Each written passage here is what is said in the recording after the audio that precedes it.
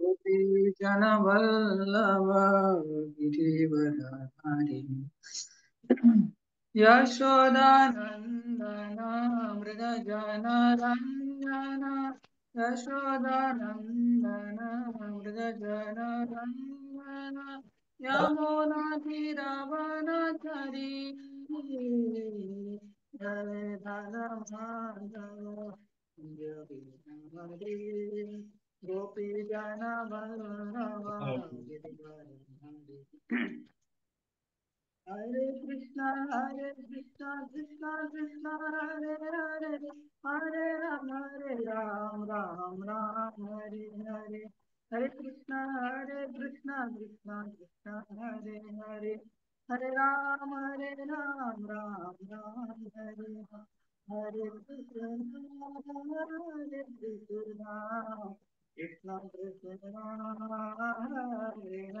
Hare. Hare Rama, Hare Rama, Rama Rama, Hare Hare. Hare Krishna, Krishna Krishna, Hare Hare, Hare Ram, Ram Ram, Hare Hare. Hare Krishna, Krishna Krishna, Hare Hare, Hare Ram, Ram Ram, Hare Hare. Jai Jagannath, Jaya Baladeva, Jaya Vasudeva, Jaya Sudarshan. Jagannath Swami Narayana Patavami Narayana Patavami Mahatume Prabhupada Prabhupada Prabhupada Prabhupada Nitai Gora Hari Bol Hari Bol Hari Bol Hari Bol भुवन मंगल हरिनाम संकीर्तन की जय जगत गुरु श्रील प्रभुपाद की जय ओम ज्ञानातिमिरान्धस्य ज्ञानाञ्जनशलाकया चक्षुरुन्मिलितं येन तस्मै श्रीगुरवे नमः नमो विष्णुपादाय कृष्णपृष्ठाय भूतले श्रीमते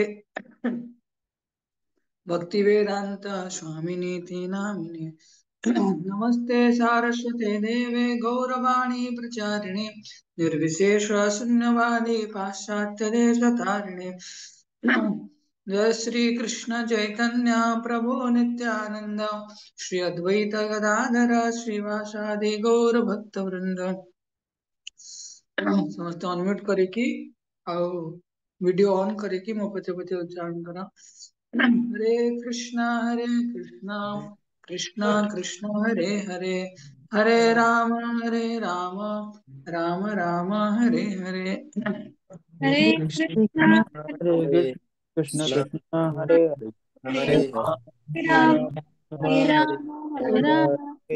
राम राम हरे ओम नमो भगवते वासुदेवाय ओम नमो भगवते वासुदेवाय ओम नमो भगवते वासुदेवाय ओम नमो भगवते वासुदेवाय ओम नमो भगवते वासुदेवाय ओम नमो भगवते ओम नमो भगवते वासुदेवाय हरे कृष्णा तो कि अनम्यूट करिवनी अनम्यूट करना एबे क्लास सरला परे अनम्यूट करिवो एबे किसी अनम्यूट करना क्विज पचारला बेले अनम्यूट करिवो खाली वीडियोटा ऑन करी रखियार अछि वीडियो ऑन कर दियो समस्ते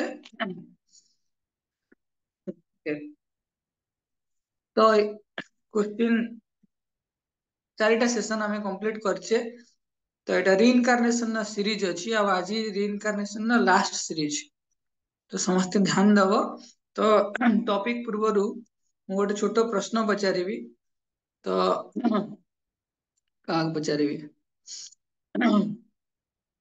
मनोज हाँ मनोज को बसितांती तो मनोज को पचारिबा तुमरो पूर्व पुरुष माने कोन थिले कृष्ण प्रभु जी दंडवत प्रणाम प्रणाम प्रभु जी जानले धन्यवाद ऑनेस्ट आंसर नेक्स्ट सत्यवत प्रभु कहल कौन तुम जेजेबाबा जेजेबापा एक्जाक्टली जेजेबाबा जेजेबापा कौन थिले?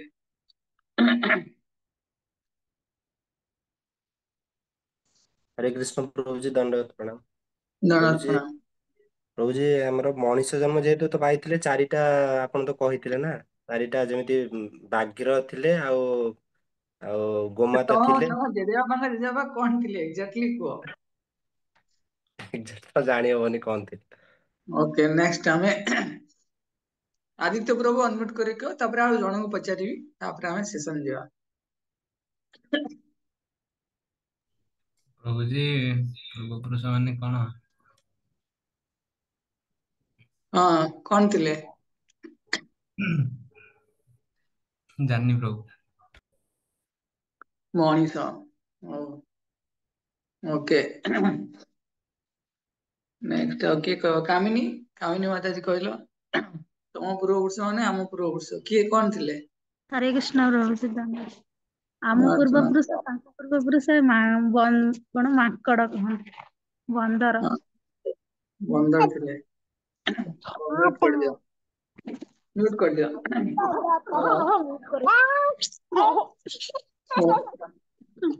अनम्यूट करो ना। ओके ये अनम्यूट करो ना। तो आज सेशन ना हला evolving towards perfection and destination of an unsuccessful yogi। Okay तो मु समस्त को पठे देछि देखिथिबो ग्रुप रे समस्ते तो मिल जाइथिबो समस्त को। तो आज क्विज बेसी नाही किंतु टॉपिक टा बहुत इंटरेस्टिंग तो कहबिनी किंतु टिके फिलोसॉफिकल अछि बुझिबार अछि। आज आज क्लास रीइनकार्नेशन ने जने पूरा कन्विंस होवा दरकार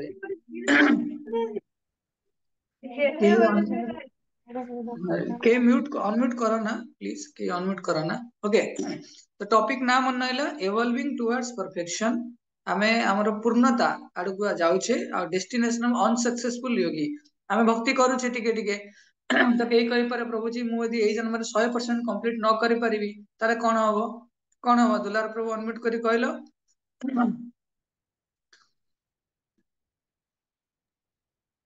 प्रभु जी हमरो कोन हबो किछि हबो आगे प्रभु जी केबे कोन हबो ଆମେ ଏବେଠୁ ନ କରିଥିବା ତାହେଲେ ପ୍ରଭୁ जी ପଛକୁ ଆଉ ସେ କରିପାରିବାନି ମାନେ ଆଉ ओके ଏତେ पछी करते तो किछि गोटे चांस मिलिबो तापरे ना किछि मिलिबोनी। आमे तो कहूछे death is a final exam chance अछि कि नाही तो आज देखिबा। तो या पूर्वरु गोटे श्लोक अछि समस्त पाई जायतिबे मो पछे पछे समस्त उच्चारण करंतु जणे केवल अनम्यूट कर नीतीश प्रभु अनम्यूट करी उच्चारण करिवो आ सब म्यूट करी उच्चारण करिवो। ओके भगवत गीता 2.22 वासांसि जीर्णानि यथा विहाय वासांसि जीर्णानि यथा विहाय नवानि गृह्णाति नरोपराणि नवानि गृह्णाति नरोपराणि तथा शरीराणि विहाय जीर्णानि तथा शरीराणि विहाय जीर्णानि अन्यानि संयाति नवानि देहि। अन्यानि समाधि नवानि देहि।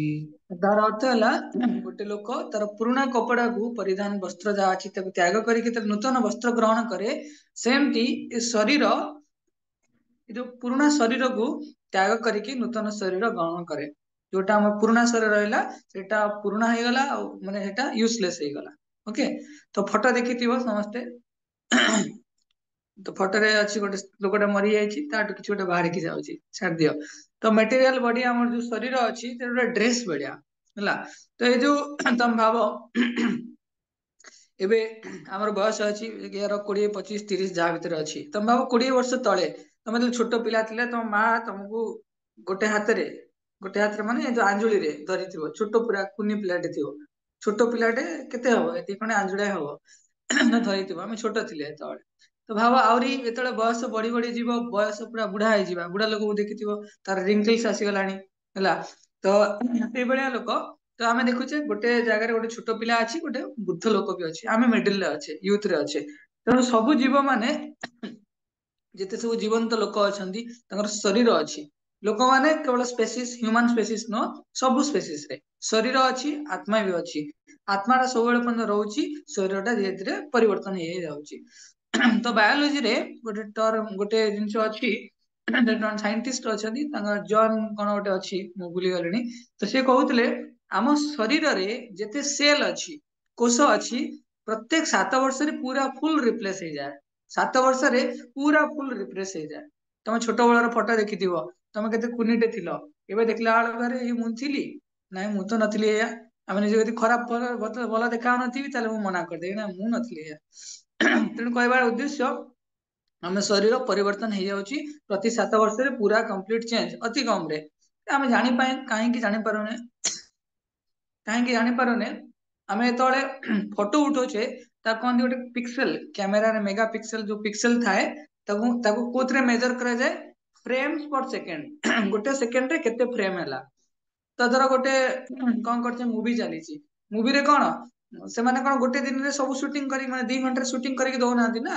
ଆଜି ଗୋଟେ ଦିନ କିଛି ଗୋଟେ ଜିନିଷ ସୁଟ କଲେ, କାଲି କଣ ଗୋଟେ ସୁଟ କଲେ, ତ ଏମିତି ଅଲଗା ଅଲଗା ଜିନିଷ ସୁଟ କରିଛନ୍ତି, କିନ୍ତୁ ତାକୁ ଯୋଡି ଦେଇଛନ୍ତି। ତ ଫ୍ରେମ ପର ସେକେଣ୍ଡ ଯେତେବେଳେ କୁହାଯାଏ 16 ଫ୍ରେମ ପର ସେକେଣ୍ଡ ହବ, ଜଣା ପଡିବନି। 16 ଫ୍ରେମ ପର ସେକେଣ୍ଡ। ସେମିତି ଆମ ଶରୀରରେ ଯାହା ସବୁ ପରିବର୍ତ୍ତନ ହଉଛି, ଏଟା କଣ୍ଟିନ୍ୟୁଅସ ହଉଛି ଆଉ ଗ୍ରାଜୁଆଲ ହଉଛି, ସେଥିପାଇଁ ଆମେ ନୋଟିସ କରିପାରୁନେ। ତ ଫାଷ୍ଟ ଗୋଟେ ଟର୍ମ ମୁଁ ଇଣ୍ଟ୍ରୋଡ୍ୟୁସ କରୁଛି ଏବେ। ତ ଇଣ୍ଟରନାଲ ରିଇନକାର୍ନେସନ, ଗୋଟେ ଶରୀର ଭିତରେ ଆମେ ଛୋଟ ଥିଲେ, ଆମ ଶରୀର ଚେଞ୍ଜ ହେଇ ଯାଉଛି, ତାକୁ କୁହାଯାଏ ଇଣ୍ଟରନାଲ ରିଇନକାର୍ନେସନ। ରିଇନକାର୍ନେସନ ମାନେ କଣ, ଇନକାର୍ନେଟ ତାର ମାନେ ହେଲା ଆମ ଶରୀରରେ ନୂତନ, କଣ ଆମ କାର୍ନେଟ ମାନେ ମାଂସ, ଆମେ ଶରୀରଟା ନୂତନ ନୂତନ କଣ ବଡି ଗ୍ରୋଥ କରି କରି କରି ଯାଉଛି। ତ ଛୋଟରୁ ଯେତେବେଳେ ବଡ ହେଇ ଯାଉଛେ, ଗୋଟେ ଶରୀର ଭିତରେ, ଗୋଟେ ସ୍ପେସିସ୍ ଭିତରେ ଆମେ ଅଛେ, ଶରୀର ଯେତେବେଳେ ବଡ ବଡ ହେଇ ଯାଉଛି, ତାକୁ କୁହନ୍ତି ଇଣ୍ଟରନାଲ ରିଇନକାର୍ନେସନ ହେଲା। କିନ୍ତୁ ଗୋଟେ ଟାଇମ ଆସିବ, ଡେଥ ହବ। ତ ଡେଥ ସମୟରେ ଆମର ଯେତେବେଳେ କିଛି ଅନଫୁଲଫିଲ ଡିଜାୟାର ଥିବ, ମନେ ରଖିଥା ଟର୍ମଟା, ଯଦି ଆମର କିଛି ଅନଫୁଲଫିଲ ଡିଜାୟାର ଥିବ, କିଛି ଆମର ଥିବ କି ନାଇଁ, ଆମ ସେଇ ସମୟରେ ଡେଥ ସମୟରେ ଲୋକଙ୍କର ବହୁତ ଅସୁସ୍ଥ ହେଇ ପଡନ୍ତି, ଶରୀର କାମ କରେନି। ସେତେବେଳେ ଶରୀର ଫିଟ ନୁହେଁ ଆମର କୌଣସି ଇଚ୍ଛା ପୂର୍ତ୍ତି କରିବା ପାଇଁ, ଶରୀର ବାର୍ଦ୍ଧକ୍ୟ ହେଇଯାଇଥିବ, ଆମେ କିଛି କାମ ବି କରିପାରୁନଥିବା, ସେଇ ସମୟରେ ଶରୀରରୁ ଆତ୍ମାଟା କଣ ବାହାରିକି ପଳାଏ। ତ କଣ କରେ, ଆଉ ଗୋଟେ ଶରୀର ଖୋଜେ। ଯେମିତି ଆମେ ଗୋଟେ ଡ୍ରେସ ପିନ୍ଧିଥିଲେ, ସେ ଡ୍ରେସ ଟାକୁ କାଢିକି ଆଉ ଗୋଟେ ନୂଆ ଡ୍ରେସ ପିନ୍ଧନ୍ତି। ତାହେଲେ ପ୍ରିନ୍ସିପୁଲ କଣ, ମନେ ରଖ ଏଠି। ପ୍ରିନ୍ସିପୁଲ ହେଲା, ଅନ୍ତିମ ସମୟରେ ଯାହା ଆମର ଚେତନା ଥିବ, ଓକେ, ଗୋଟେ ଲୋକ ମଲା ସମୟରେ ସେ କିଛି ଇଚ୍ଛା କରିଛି, ଏଟା ଖାଇବ ପିଇବ, ଯାହାବି ଗୋଟେ କିଛି ଇଚ୍ଛା କରିଛି, ତ ତାକୁ ସେଇ ଇଚ୍ଛାକୁ ପୂର୍ତ୍ତି କରିବା ପାଇଁ ଭଗବାନ ଫାସିଲିଟେଟ କରନ୍ତି, ଆଉ ଗୋଟେ ଶରୀର ଦିଅନ୍ତି, ବୁଝିଲା। ତ ଗୋଟେ ଶରୀର ଭିତରେ ଯଦି ଆମେ ପରିବର୍ତ୍ତନ ହେଇ ଯାଉଛେ, ବାଲ୍ୟ ଅବସ୍ଥାରୁ ବାର୍ଦ୍ଧକ୍ୟ ଅବସ୍ଥା ପର୍ଯ୍ୟନ୍ତ, ତାକୁ କୁହାଯାଏ ଇଣ୍ଟରନାଲ ରିଇନକାର୍ନେସନ। ଯଦି ଗୋଟେ ଶରୀରରୁ ଆଉ ଗୋଟେ ଶରୀରକୁ, ଆଉ ଗୋଟେ ଶରୀର, ନୂଆ ଶରୀର, ସେଟା କୁହାଯାଏ ଏକ୍ସଟର୍ନାଲ ରିଇନକାର୍ନେସନ। ଫଟୋ ଦେଖିଥିବ, ଫଟୋ ଦେଖିଲ ସମସ୍ତେ, ଗୋଟେ ଥରେ ଛୋଟ ଛୁଆଟେ ବଡ ହେଇଯାଇକି ବୁଢା ହେଇକି ତାର କଙ୍କାଳ ହେଇକି ରହିଛି ପୁରା, ଆଉ ଗୋଟେ ଥରେ ଗୋଟେ ସ୍ପେସିସ୍ ଗୁଡା ଅଛି, ସବୁ ମଣିଷ ରହିଲା କିନ୍ତୁ ଅଲଗା ସ୍ପେସିସ୍ ବି ଅଛି ହେଲା। ଏଟା ବୋଧେ ଫାର୍ଷ୍ଟ କି ସେକେଣ୍ଡ ପେଜରେ ଅଛି, ଦେଖ। ତ ସିମ୍ପଲ ଜିନିଷ। ତ ଜଣେ କହିବ ଠିକ ଅଛି, ଆମେ କେମିତି ବିଲିଭ କରିବା କି ସତରେ ଏଇଟା କିଛି ହଉଛି କି ନାହିଁ, ସତରେ ଆମେ ଏଇ ଯୋଉ ରିଇନକାର୍ନେସନ ଥିଓରି ଅଛି, ସତ ନା ମିଛ? ଓକେ, କଣ ଲାଗୁଛି, ସତ ନା ମିଛ? ଚନ୍ଦନ କହିଲ, ସତ ନା ମିଛ? ଫଟକିନି କୁହ। ଦଣ୍ଡପତ୍ର ସତ, ସତ ସତ ଯଦି ପ୍ରଭୁ, ଭାବିଲ, ଓକେ। ଗୀତାରେ ଯଦି ଅଛି ଭଗବାନ କହିଥିବେ ସେଟା ସତ। ଓକେ, ଠିକ ଅଛି, ଆମେ ଶୁଣିବା କେମିତି ସତ କି କେମିତି ମିଛ। ତ ଦିଟା କ୍ୱେଶ୍ଚିନ୍ ଅଛି, କାହାର ମନ ଥିବ DOS ରେ ମୁଁ କହିଥିଲି, ଦିଟା କ୍ୱେଶ୍ଚିନ୍ ରେ ସାଇଣ୍ଟିଷ୍ଟ ମାନେ କଂକ୍ରିଟ ଆନ୍ସର ପାଇନାହାନ୍ତି। କୋଉ ଦିଟା କ୍ୱେଶ୍ଚିନ୍ ଥିଲା, ଆୟୁଷି କହିଲ? हरे कृष्ण तेरे बंदे हरे ओके, ଏ ଦୁନିଆଟା କେମିତି ତିଆରି ହେଲା, ଫାର୍ଷ୍ଟ କ୍ୱେଶ୍ଚିନ୍। ଏଥିରେ ଜୀବନର ସତ୍ତା କେମିତି ଆସିଲା, ସେକେଣ୍ଡ କ୍ୱେଶ୍ଚିନ୍। ଏ ଦିଟାରେ ସାଇନ୍ସ ଆଜି ପର୍ଯ୍ୟନ୍ତ ଯେତେ ଥିଓରି ଦେଇଛି, ସବୁତକ ତାଙ୍କର ମାନସିକ କଳ୍ପନା ଜଳ୍ପନା, ସ୍ପେକୁଲେସନ। ତାର ଗୋଟେ ଥିଓରି ହେଲା ଡାରୱିନିଜିମ। ତ ଡାରୱିନିଜିମ ग्रुप रे जने साइंटिस्ट थिले तांको ना हला कोन जेम्स एम टूर करके तो सी सेटू बाहर के आसी सी गोटे प्रेजेंट कले कौन कि लाइफ कम्स फ्रॉम लाइफ से कौन प्रेजेंट करछंती जीवन सत्ता जीवन नु आसुची जीवन सत्ता अलगा कोठू आसीबनी तन सेति पई विभिन्न प्रकार तार ये अच्छी से साइंटिस्ट थिले से समय सबुठू दुनियार 50 इन्फ्लुएंशियल साइंटिस्ट मान भितर जणे माने गोटे नामी दामी साइंटिस्ट थिले तांको विभिन्न प्रकार मैगजीन कहजे साइंटिस्ट ऑफ द ईयर 2013 मसिया रे से थिले साइंटिस्ट ऑफ द ईयर पूरा सारा विश्व ब्रह्मांड रे जते साइंटिस्ट जते इंजीनियर थिले से थिले कोन साइंटिस्ट ऑफ द ईयर आ सी ही कौन करथिले ए थ्योरी देथिले लाइफ कम्स फ्रॉम लाइफ से प्रमाण करके देखैथिले तो जेतले तार किसी साइंटिस्ट माने कौन कले पूरा आम एठी किसी गोटे दंगा करबा पई मार्च करके जाती सब से माने समस्त कौन करथिले जो डिस्कवरी कले सब जिंस तो सी मार्च करके गले कि ना आम ये जो डार्विन का थ्योरी अच्छी ताकू डिस्क्रेडिट करेबो ताकू मानेबोनो तो सी कौन कहूतिले कि सारा विश्व ब्रह्मांड जो सृष्टि अछि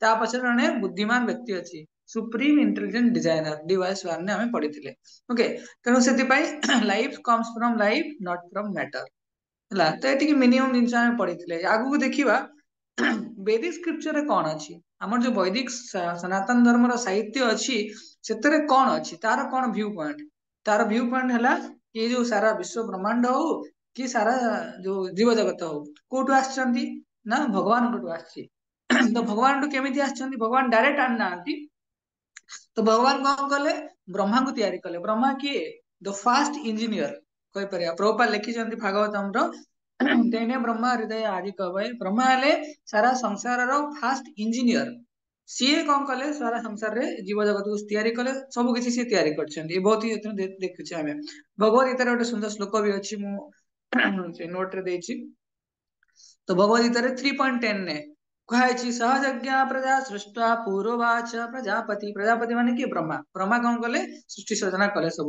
अनेन प्रसविष्यदम एसो व इष्ट काम दुख तो समस्त इच्छा पूर्ति करया पई भगवान यज्ञ को प्रदान कले ताकि समस्ते ब्लिसफुली रहिबे तेणु से किंतु वेद उपनिषद जो जिनस अच्छी सेटा बहुत ग्रेव सब बहुत डीप जिनस ब्रह्मा कौन कले से ज्ञान टाक ब्रह्मा नारद को देले नारद व्यास को देले आम पाखे एमती पहुंची से वैदिक नॉलेज रो विजडम केवल स्पिरिचुअल नुह मटेरियल भी अच्छी आयुर्वेद ना शुणिथिबो आयुर्वेद मटेरियल स्पिरिचुअल दीटा भी विमान शास्त्र ज्योतिष शास्त्र आयुर्वेद एत सब जिनस अच्छी देखो आम योग ग्रहण करुचे आयुर्वेद ग्रहण करुचे ज्योतिष शास्त्र ग्रहण करुचे वास्तु शास्त्र ग्रहण करते विमान शास्त्र ग्रहण करछे नालंदा यूनिवर्सिटी रे 22टा ना 23टा डिवीजन अछि सबुतक वैदिक साहित्य सब ग्रहण करुचे किंतु स्पिरिचुअल नॉलेज ग्रहण करबा पय हमें राजी होनी काहे कि ना सेठी किछि मिराकल अछि सेठी किछि हमर भोगवृत्ति को काटिया पय संसाधन अछि सेति पय हमें ग्रहण करूने किंतु अलगा सब अंतरे हमें इंद्रिय तृप्ति करबा पय व्यवहार कर दोचे बुझियला ने हमें क्विज टाइम क्विज जीवा एक्टिविटी 1 ने भगवत गीता देखि एक्टिविटी 1 ने 6टा ये दिया आइछि तो मु एटा कहूची केमदी अछि तो बायोलॉजिकल साइंस रे कोन को आइछि जेमदी कहितली प्रत्येक हम शरीर रो 7 वर्ष रे प्रत्येक सेल गुडा रिप्लेस हो जाए तो को ऑप्शन डा ऑप्शन अछि एमदी किछि बी ऑप्शन हला बी मोमेंट ऑफ मूवी रे जो फ्रेम थाए फ्रेम माने जो हमें कैमरा रे फोटो उठांती पिक्सेल थाए ना तो पिक्सेल टाको मेजर करा जाए कोन फ्रेम पर सेकंड तो केते सेकंड रे फटाफट हे जाई मूवी 2 घंटा रो मूवी कि 3 घंटा रो मूवी किंतु पूरा तार जो शूटिंग हेतिबो केते गोटे वर्ष 6 मास 8 मास लागितिबो ताको जो जोड़िया पई जो पिक्सेल थाए तो सेटा ए फ्रेम पर सेकंड ये रे जोड़ा जाए तो से कहा 16 फ्रेम पर सेकंड यदि किसी गोटे मूवी तैयारी करदेला फटकिनी ताले जना पड़िबनी कि केते स्पीड रे हेछि बोली ओके तो सेति पई गोटे अछि बी 2 नंबर हला कि हम body soul changing body within गोटे लाइफ रे नहीं देखो आवर बॉडी चेंजेस प्रत्येक मुहूर्त रे हम बॉडी चेंज होछि ए रक्तदान कला वाले लोग कोन रक्त तेल थोना सर जाउछि खाली पुणी पळे आसीओ हला काहे कि ना बॉडी बारंबार चेंज होछि रक्तदान की करछ ना नहीं चंदन हाँ प्रभु करिछि ओके तो रक्तदान कला वाले काहे कहवा जाय कि नाही तम बॉडी रे पुणी पळे आसीओ तो ना बॉडी प्रति मोमेंट रे चेंज होछि आ लास्ट चेंज हला डेथ थर्ड क्वेश्चन आंसर ला इंटरनल रीइनकार्नेशन कौन आंसर होबो पूजा माता जी कहलो इंटरनल रीइनकार्नेशन कौन आंसर हम?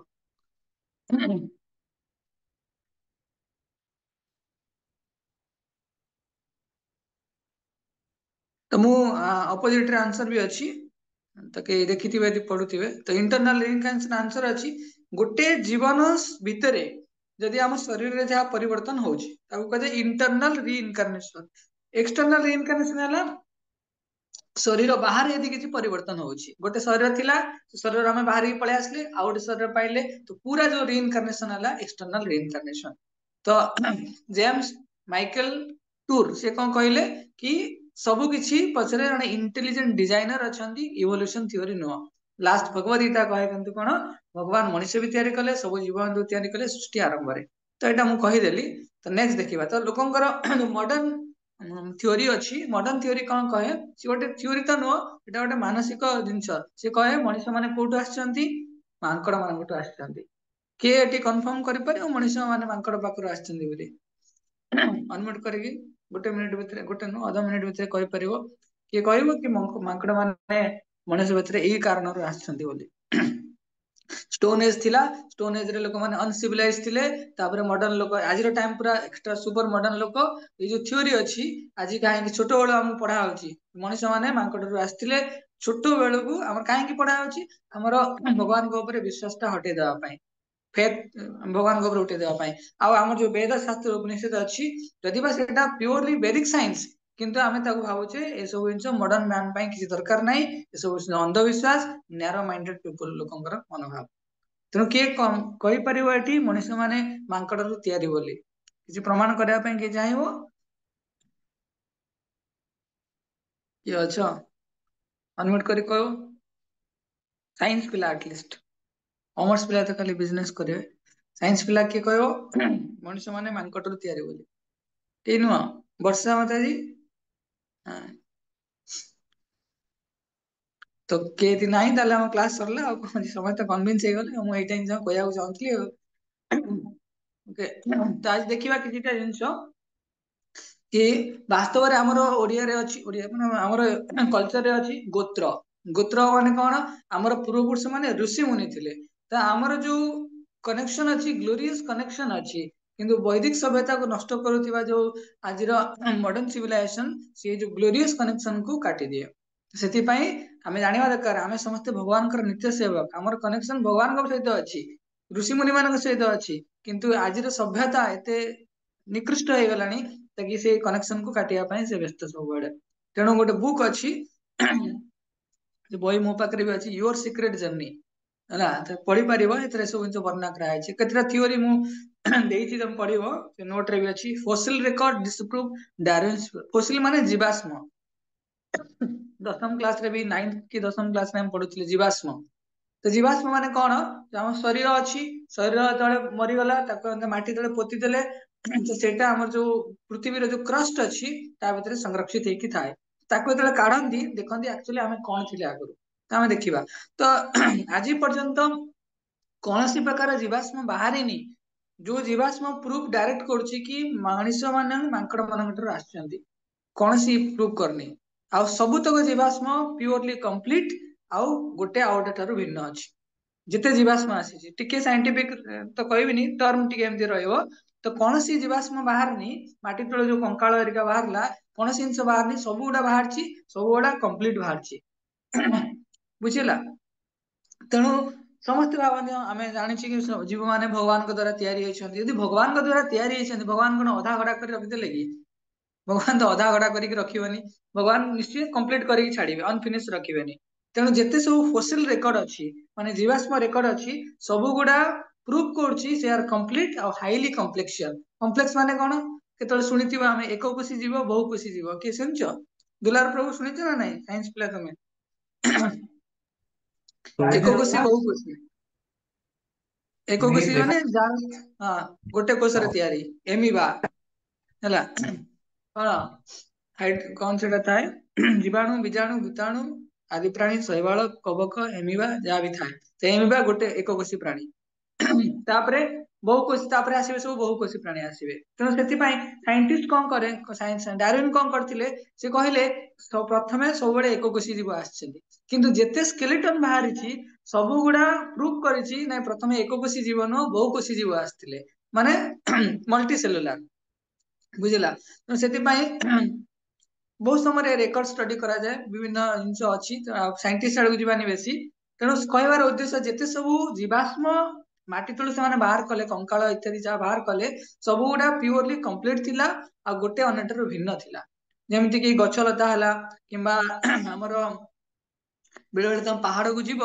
पहाड़ से गछलता चापी रही जाइए तार जो पत्र बड़ बड़ पत्र थी कि छोट पत्र तार पिक्चर हो जाइए देखी तो से जीवाश्म गुड़ा संरक्षित होगी थाए केतले व्हेल है बैट बादुड़ी है कि आमर घोड़ा है हाथी है कि छोट गुंडीची मूषा है तार जो जीवाश्म गुड़ा प्योरली डिस्टिंक्ट फास्ट दिन ही डिस्टिंक्ट थाए डिस्टिंक्ट माने क्लियर थाए कि एटा गोटे जीव बोली तेणु केबे जो इवोल्यूशन कहा शरीर इवोल्यूशन एक्चुअली सेटा सत नुह डार्विन अपोजिट रे बहुत साइंटिस्ट बाहर जो मैंने कहले जने जूलोजिस्ट तो कहले कि आमर जो जीवाश्म इतिहास अच्छी तो इतिहास के राजी होनी जो थ्योरी ऑफ इवोल्यूशन ताको उड़िया रे कौन कहती विवर्तन प्रक्रिया तो थ्योरी ऑफ इवोल्यूशन से तो मैच करूनी जियोलॉजिस्ट माने कहले साइंटिस्ट माने एस्ट्रोनॉमर से कौन कहले गोटे टर्म में लिखि रखी कि आमर जो फोसिल एविडेंस अच्छी तो ग्रेट डिजाइनर एस्ट्रोनॉमर माने कौन ज्योतिष शास्त्र तो किए गोटे डिजाइन कर सब जिन से बिलीव करती तो सी कहते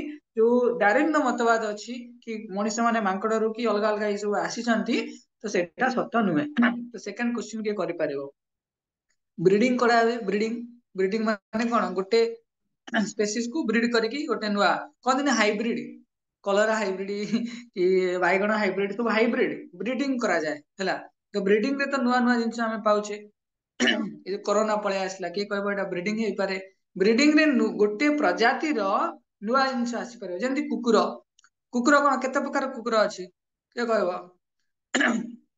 जयप्रकाश कहला केते प्रकार कुकुर अच्छी मु केवल गोटे कुकुर जानची देसी कुकुर आ गोटे जानची आलसिस आल्स माने आल्सिसियन कुकुर ना कौन आउ यदि किए कुकुर जानची कहि परिबो ହେଲା କୋଟେ ଗୋଟେ କୁକୁର ପୁରା ଏତେ ମୋଟା ମୋଟା ହେଇଥିବେ ମାନେ ସେ 10ଟା ଲୋକକୁ ଖାଇଦେବେ ଗୋଟେ ପତଲା हरे ହେଇଥିବେ ଗୋଟେ कृष्ण କ୍ୟୁଟ ହେଇଥିବେ कृष्ण तो सेठे ହରେ କୃଷ୍ଣ लाब्रेडोरी कुकुर ଅଛି ହଁ ଲାବ୍ରାଡୋ ଲାବ୍ରାଡୋ କୁକୁର ହଉ ତ ବିଭିନ୍ନ କୁକୁର କୁକୁରକୁ ବ୍ରିଡିଂ କରାହେଇକି ଭେରାଇଟି କୁକୁର ବାହାରିଛି କିନ୍ତୁ କୁକୁର ତ କୁକୁର ନା गोटे स्पेसीज मन रख टर्मटा गोटे स्पेसीज रे सेम स्पेसीज रो वेराइटी रही परिबो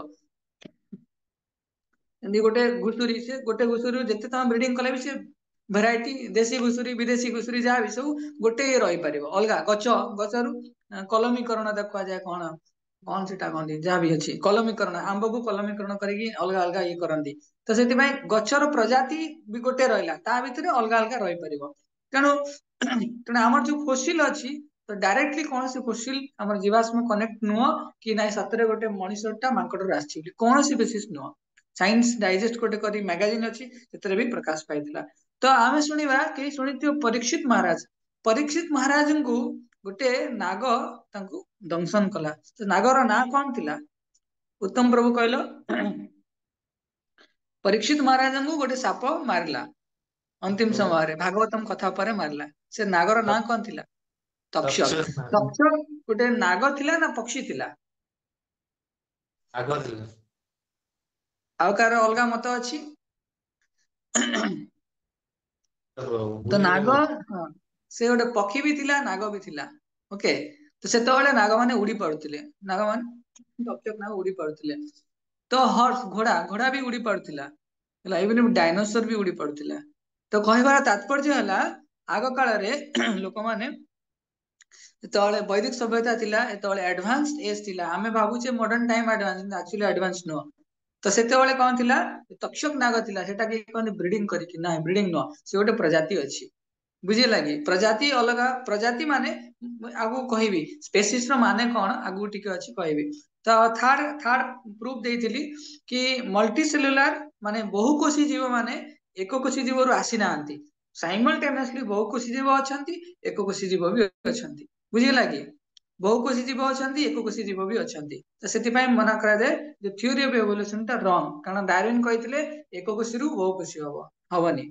फोर्थ जिनटा कहते लोक माने कार्बन डेटिंग टेक्निक अच्छी कि जानथिबे कार्बन डेटिंग टेक्निक रे से माने कहंदी पृथ्वी गोटे गोटे छोट पत्थर नहीं जानी तर कार्बन डेटिंग टेक्निक रे कौन से बाहर करनी कि पृथ्वी आज को 400 बिलियन इयर्स पूर्व गोटे बहुत बड़ा विस्फोट है से विस्फोट रु सब पृथ्वी ग्रह नक्षत्र सब आसला तो से माने नहीं कि कार्बन डेटिंग टेक्निक रु कहीं गले ना डार्विन कहते आज जो मॉडर्न मैन मॉडर्न सिविलाइजेशन केबेटू स्टार्ट होची कि जो मनुष्य माने केबेटू आसले 40,000 वर्ष पूर्व आसिले तो कार्बन डेटिंग टेक्निक रे सेठी जना पड़ला कोन मनुष्य माने ता पूर्व ही थिले बिलियंस ऑफ इयर्स पूर्व थिले तो से माने कहले मनुष्य माने मांकड़टू आछंती रामायण रे हमें सुनिचे केते बानर थिले क्रोर्स एंड क्रोर्स बानर रामचंद्र सहित थिले अनेक लोक भी थिले भगवान का युद्ध ये बानर माने भी थिले तो एका बेले जेतले बानर माने भी थिले लोक माने भी थिले आज भी अछंती बानर माने लोक माने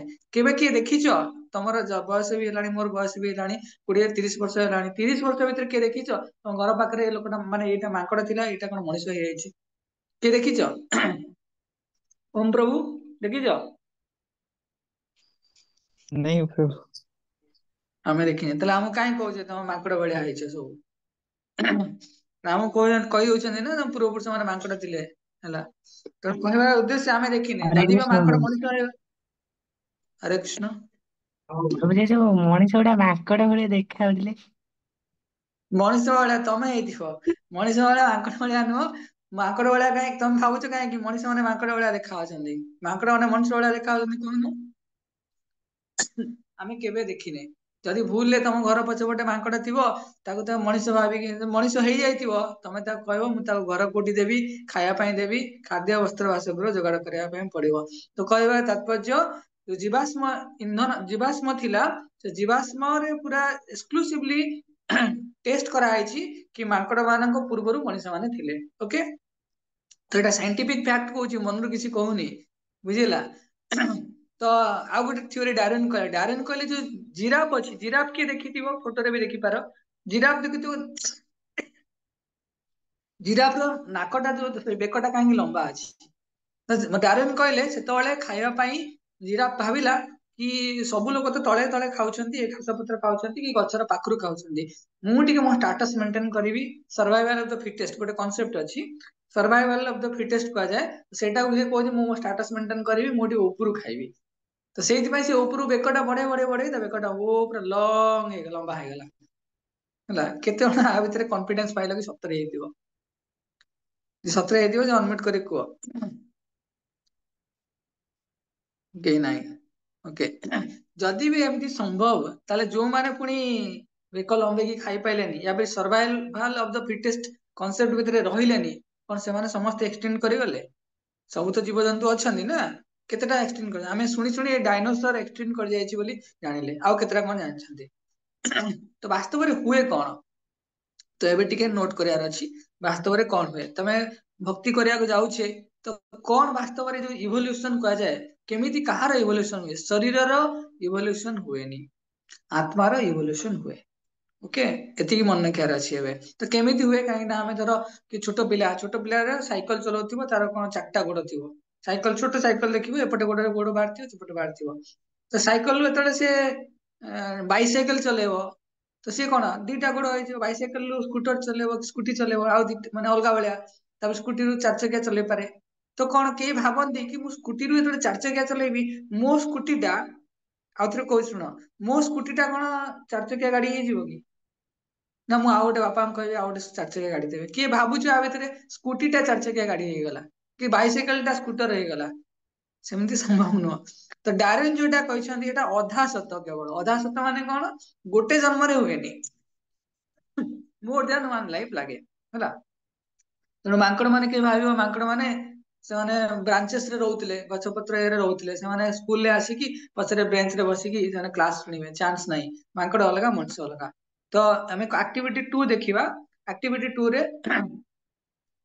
तो अनम्यूट समस्ते टिके सीट टा देखिबो एक्टिविटी 2 रे कोन कोन अछि टिके तो एक्टिविटी 2 रे फास्ट 10-12 टा क्वेश्चन अछि तो मु खाली सत कि मिछ पचारिबी आ किछ नाही तो फास्ट क्वेश्चन हला हमर जो साइंटिस्ट माने अछन जोटा भगवान को मानंतिनी तो से माने कहते हमर वेद उपनिषद गुडा कोन अंधविश्वास ଇ ନ୍ୟାରୋ ମାइंडेड पीपल ପାଇଁ। ତ ଏଟା ସତ ନା ମିଛ? स्तुति माता जी कहलो अनम्यूट करके सत ना मिछ? हरे कृष्ण प्रभुजी प्रभुजी शुणी पारलिनी आउथरे हम साइंटिस्ट माने कहती जो साइंटिस्ट माने भगवान को मानती से माने कहती आमर जो वेद उपनिषद अच्छी सेटा अंधविश्वास आउ मॉडर्न लोक पई नुह से जो पुराना लोक ता पई से शुणिबो पुराण शुणिक रहइबो। तो एटा सत ना मिछ? प्रभुजी एटा मिछ। सत कौन ताले? प्रभुजी ମୁଁ ଶୁଣିଥିଲି କି ଜଣେ ସାର୍ କହୁଥିଲେ କହିଲେ ଏବେ ସାଇଣ୍ଟିଷ୍ଟ ମାନେ ସାଂସ୍କ୍ରିଟର କେତେ ଗୁଡାକ ୱାର୍ଡକୁ ନେଇକିରି ସେମାନେ ଏବେ ରିସର୍ଚ୍ଚ କରୁଛନ୍ତି ଯେ ସେଇଟା ତା ପାଇଁ କି କିଛି ଦରକାର ହଉଛି ସାଇଣ୍ଟିଫିକ ରିସର୍ଚ୍ଚ ଚାଲିଛି। ତମ ମା ଘରେ ରୋଷେଇ କଲା ବେଳେ ହଳଦୀ ପକଉଥିବେ ସାଇंटिस्ट ମାନେ ହଳଦୀରେ ଆଣ୍ଟିସେପ୍ଟିକ ପ୍ରପର୍ଟି ଅଛି କହିକି ନୋବେଲ ପ୍ରାଇଜ ନେଇ ଯାଉଛନ୍ତି ବୁଝିଲା। ଏଇଟା ହେଲା ଆମର କନसेप्ଟ। ତେଣୁ ଲୋକମାନେ ଭାବନ୍ତି ପୂର୍ବ ପ୍ରିମିଟିଭ ମାନେ ପୁରୁଣା କାଳିଆ ଲୋକ ଷ୍ଟୋନ ଏଜ ର ଲୋକ ଅନସିଭିଲାଇଜ ଥିଲେ କିନ୍ତୁ ଆମର 5000 ବର୍ଷ ତଳେ ବ୍ୟାସଦେବ କଣ କରିଥିଲେ ସାଂସ୍କ୍ରିଟ ଭାଷାରେ ବେଦ ଶାସ୍ତ୍ର ଉପନିଷଦ ରଚନା କରିଛନ୍ତି ବୁଝିହେଲା। ତେଣୁ କେବେ ବି ସେମାନେ ପ୍ରିମିଟିଭ ନଥିଲେ ସେମାନେ ହାଇଲି ଇନଭଲ୍ଭ ଥିଲେ। ଲୋକ ଭାବନ୍ତି ମଡର୍ନ ମ୍ୟାନ ସିଭିଲାଇଜ୍ଡ କିନ୍ତୁ ମଡର୍ନ ମ୍ୟାନ ସିଭିଲାଇଜେସନ ନୁହଁ। କାହିଁକି ନା ପ୍ରଭୁପାଦ ଲେଖିଛନ୍ତି କୁକୁର 4ଟା ଗୋଡରେ ଦୌଡୁଛି ଆମେ ବି 4ଟା ଗୋଡରେ ଦୌଡୁଛେ ଗାଡିରେ ବସିକି ଦୌଡୁଛେ ଡିଲକ୍ସ ଏଡିସନ ଅଫ ଆନିମଲ କେବଳ ଆହାର ନିଦ୍ରା ଭୟ ମୈଥୁନ କନସିୟସନେସ ଡେଭଲପमेंट ନାହିଁ। ଫୋସିଲ ରେକର୍ଡ 4 ନମ୍ବରରେ କୁହାଯାଇଛି ଫୋସିଲ ରେକର୍ଡ କହୁଛି କି ଗ୍ରାଜୁଆଲି ନୁହଁ କମ୍ପ୍ଲିଟ ଫର୍ମରେ ସବୁ ଜୀବାଶ୍ମ ଗୁଡା ମିଳିଛି ମାନେ ପୂର୍ବରୁ କହିବାର ଉଦ୍ଦେଶ୍ୟ ଯେତେ ସବୁ ଜୀବଜନ୍ତୁ ଆମେ ଦେଖୁଛେ ଆଗରୁ ବି ଥିଲା ଏବେ ବି ଅଛି ଯାହା ଏମିତି ଥିଲା ଆଗରୁ ଥିଲା ଏବେ ଅଛି ଏମିତି ନୁହେଁ କି ଗୋଟେ ପରେ ଗୋଟେ ଆସିଛି ନାଇଁ ଆଗରୁ ଥିଲା ଏବେ ଆସିଛି। ତ 8 नंबर क्वेश्चन देखो we human beings have glorious ancestor like Brahma Saptarshi Manu. Saptarshi के ना की कहबो कहलो आकाश रे जो सप्तर्षि तारा हमें कहूचे ना किए कहबो हरे कई विषय प्रभुजी किए रे? हरे कृष्ण प्रभुजी मस्त ना ना तुम कहि सलानी नेक्स्ट टाइम का पचारिबा। अंकिता माता जी कहलो सप्तऋषि को ना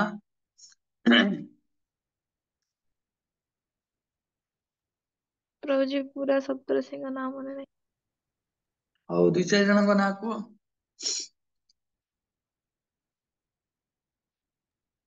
वशिष्ठ मरीचि ओके के नेट रे सर्च करबनी ये वीडियो ऑफ करे माने मैं आसी नेट रे सर्च आरंभ कर दो यदि करबनी के तो पुल क्रतु कौन मु आउ कहबी ना आउ की कहबो प्रभुजी मु गई ओ कह दियो क्रतु पुला पुलस्त्य अत्रि अंगिरा वशिष्ठ मरीचि वशिष्ठଙ୍କ ପାଖରେ ଗୋଟେ ତାରା ଦେଖାଯାଏ ସିଏ ହଉଛନ୍ତି वशिष्ठଙ୍କ पत्नी अरुंधति। धन्यवाद। तो आम पूर्व पुरुष माने ऋषि मुनि थिले जहाँ पूर्व पुरुष माने मांकड़ थिले भाबुछ तो आउ क्लास सुनो ना। तो कहबार उद्देश्य है कि Darwin theory is not acceptable okay. तो एबे देखिबा परफेक्ट नॉलेज ऑफ इवोल्यूशन कौन वास्तव में केमिति हम बॉडी रो इवोल्यूशन हुए। तो बॉडी रो इवोल्यूशन हुए नी आत्मा रो इवोल्यूशन हुए सॉरी। तेणु केमिति ना लोअर बॉडी रु हायर बॉडी को जाए गछपत्र जार शरीर गछपत्र शरीर थिबो से पशु पक्षी शरीर पड़ेबो तो लोअर बॉडी रु लोअर टाइप ऑफ बॉडी रु हायर टाइप ऑफ बॉडी जाए।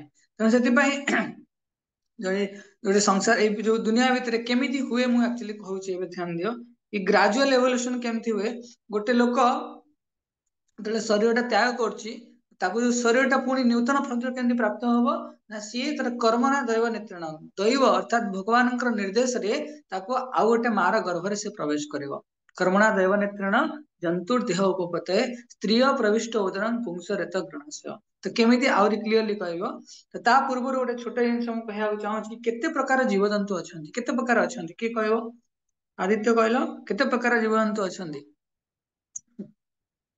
प्रभुजी 84 लक्ष जोनी 84 लक्ष आज डिटेल जानिबा समते खाता पेन धरी बसी पड़ो हिसाब करी कहबो।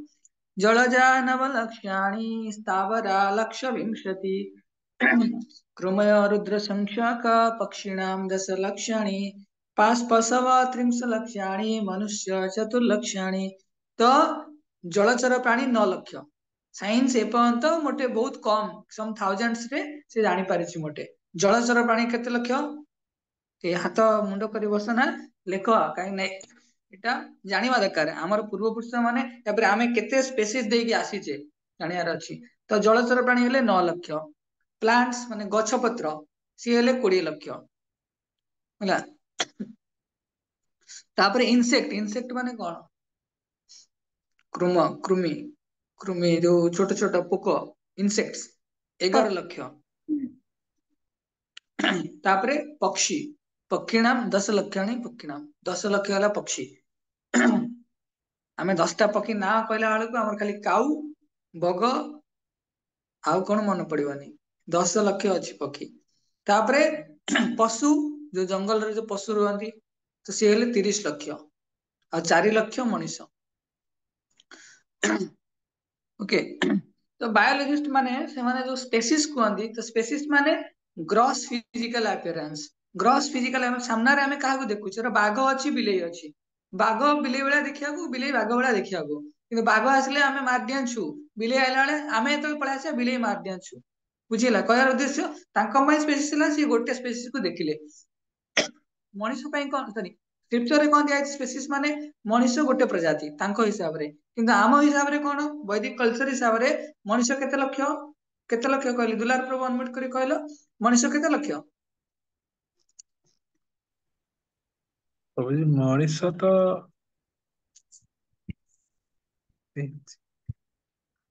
କେତେ हरे कृष्ण ସଂଖ୍ୟା हरे ନୁହଁ कृष्ण ପ୍ରକାର। ହରେ କୃଷ୍ଣ। ହରେ କୃଷ୍ଣ। तो जी 4 लाख मनुष्य। ହଁ 4 ଲକ୍ଷ ଲୋକ ନୁହଁ ଏଠି ମଣିଷ ଯୋଉ ପ୍ରଜାତି ଅଛି ତ ପ୍ରଜାତି ଟା କେମିତି କ୍ରିଏଟ ହେଇଛି ନା କନସିୟସନେସ ଅନୁସାରେ। ଗୋଟେ ଲୋକ ପୁରା ଆନିମଲିଷ୍ଟିକ ଲାଇଫ ଦେଖିଥିବ ଉଗାଣ୍ଡା ଆଫ୍ରିକାର ଉଗାଣ୍ଡାର ଜଙ୍ଗଲ ଭିତରେ ଲୋକମାନେ ମାନେ ମାଂସ ଖାଇକି ମାନେ ଖାଲି ପଶୁର ମାଂସ ଖାଇକି ବଞ୍ଚୁଥିବେ। ହେଲା ଗଛ ପତ୍ର ଖାଇକି ବଞ୍ଚୁଥିବେ ସିଏ ଗୋଟେ ପ୍ରଜାତି ଟିକେ ସିଭିଲାଇଜ ହେଲେ। ବାହାରକୁ ଆସିଲେ ପ୍ୟାଣ୍ଟ ସାର୍ଟ ପିନ୍ଧିଲେ ସିଏ ଗୋଟେ ପ୍ରଜାତି। ଏମିତି ପୁରା ସହରରେ ବୁଲେ ସିଏ ଗୋଟେ ପ୍ରଜାତି। ଅନଲିମିଟେଡ ନୁହଁ 4 ଲାଖ ଟାଇପ୍ସ ଅଫ ହ୍ୟୁମାନ ବିଙ୍ଗ ଅଛି। ଦେବତା ମାନେ ବି ମଣିଷ କାଟାଗୋରୀ ପ୍ରଜାତିରେ ଯାଆନ୍ତି। ପିଓର ଡିଭୋଟି ପ୍ରଭୁଜୀ ମଣିଷ ପ୍ରଜାତିରେ ଯାଆନ୍ତି। କୁହ ହଁ ଏନିମାଲ କହିଲ ମାନଙ୍କର ପ୍ରଜାତି ଆନିମଲ ମାନଙ୍କର ମାନେ ପ୍ରଜାତି କେତେ ହଁ ସାଇନ୍ସ ଯୋଉ ବାୟୋଲୋଜିଷ୍ଟ ମାନେ ସେମାନେ ପ୍ରଜାତି ମାନେ ସେମାନେ ଭାବନ୍ତି ବାଘ ମାନେ ଗୋଟେ ପ୍ରକାର ବାଘ ମଣିଷ ମାନେ ଗୋଟେ ପ୍ରକାର ମଣିଷ କିନ୍ତୁ ବେଦିକ ସାଇନ୍ସ ଏତେ ଆକ୍ୟୁରେଟଲି କାଲକୁଲେଟ କରିକି ଦେଇଛି କି 4 ଲକ୍ଷ ପ୍ରକାର ମଣିଷ ଅଛନ୍ତି 4 ଲକ୍ଷ ପ୍ରକାରର ମଣିଷ ଆଜ ପର କନସିୟସନେସ ତେଣୁ ଆମର ଇଭଲ୍ୟୁସନ ଟା ସବୁବେଳେ କନସିୟସନେସ କୁ ନେଇକି ହେଲା ତ ଏମିତି ପଶୁ ମାନେ କହିଲି ପକ୍ଷୀ ମାନେ କହିଲି ଭେରାଇଟି କହିଲି ନା ପଶୁ ମାନେ କେତେ 30 ଲକ୍ଷ ପ୍ରକାରର ପଶୁ ଅଛନ୍ତି 30 ଲକ୍ଷ ପ୍ରକାରର ଜଳଚର ପ୍ରାଣୀ ମାନେ ଆସିଲେ 9 ଲକ୍ଷ ପ୍ରକାରର ଇନସେକ୍ଟ ଛୋଟ ଛୋଟ ପୋକ ଦେଖିଛେ ରାତିରେ ତମେ ଗାଡି ଚଲାଉଥିବ ଆଖିରେ ପଡିଯିବ ନା ଆଖି ଦେଖାହବନି ତ ସିଏ ଗୋଟେ ଛୋଟ ପୋକ ଗୁଡା ତ ଇନସେକ୍ଟ ଗୁଡା ସିଏ ଗୋଟେ ପ୍ରକାରର ତ ପ୍ରଜାତି ମାନେ ସେଥିପାଇଁ ବେଦିକ ସାଇନ୍ସ ଏତେ ଆକୁରେଟଲି ପ୍ରେସକ୍ରାଇବ ମାନେ କରିକି ଦେଇଛି ମାନେ କେହି ସାଇନ୍ସ ତା ପାଖରେ ପହଞ୍ଚି ବି ପାରିବନି ମଡର୍ଣ ସାଇନ୍ସ ହେଲା ଧର ଏବେ ମୁଁ କହିବି ଏତେ ପ୍ରକାର ଭେରାଇଟି କାହିଁକି ଅଛି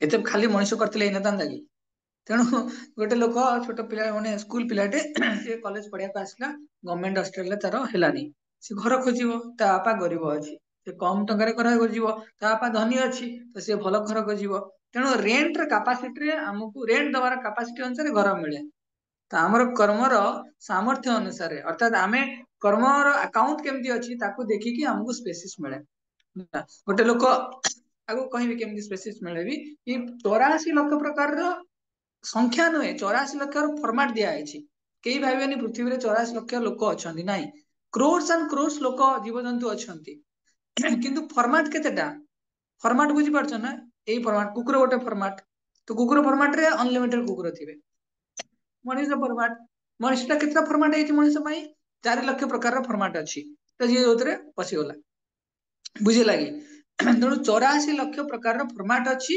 ସବୁ ଲୋକ ଅନଲିମିଟେଡ ଯିଏ ଯୋଉଠି ଚୁଜ୍ କରିକି ବସିଲା ତ କୋଉ ବେସିସ ରେ ନା କର୍ମର ଆକାଉଣ୍ଟ ବେସିସ ରେ କି ଅନ୍ତିମ ସମୟରେ କାହାର କଣ ଚେତନା ଅଛି ତ ରିଇନକାର୍ନେସନ ଟା କେମିତି ହୁଏ ଆକ୍ଚୁଆଲି ମଲା ବେଳେ କଣ ଆକ୍ଚୁଆଲି ହୁଏ ଯେମିତି କହିଲି ଅନଫୁଲଫିଲ ଡିଜାୟାର କାହା ମନରେ ଗୋଟେ ଇଚ୍ଛା ଥିବ କି ନାଇଁ ନାଇଁ ମୁଁ ଏଇ ବର୍ଷ ମାନେ ପଇସା ଇନକମ କରିପାରିଲିନି ନେକ୍ସଟ ଜନ୍ମ ଭଗବାନ ମତେ ଗୋଟେ ଧନୀ ଘରେ ଜନ୍ମ ଦିଅନ୍ତୁ ଯଦି ସତରେ ସେ କିଛି ପୁଣ୍ୟ କରିଥିବ ତ ଯୋଉ ଅନଫୁଲଫିଲ୍ଡ ଡିଜାୟାର ରହିଲା ତାର ସୂକ୍ଷ୍ମ ଶରୀର, ସ୍ଥୂଳ ଶରୀର ତ ଲୋକ ପୋଡିଦେବେ ନେଇକି, କାନ୍ଦି କାନ୍ଦି ନେଇକି ରାମ ନାମ ସତ୍ୟ କହି ପୋଡିଦେବେ।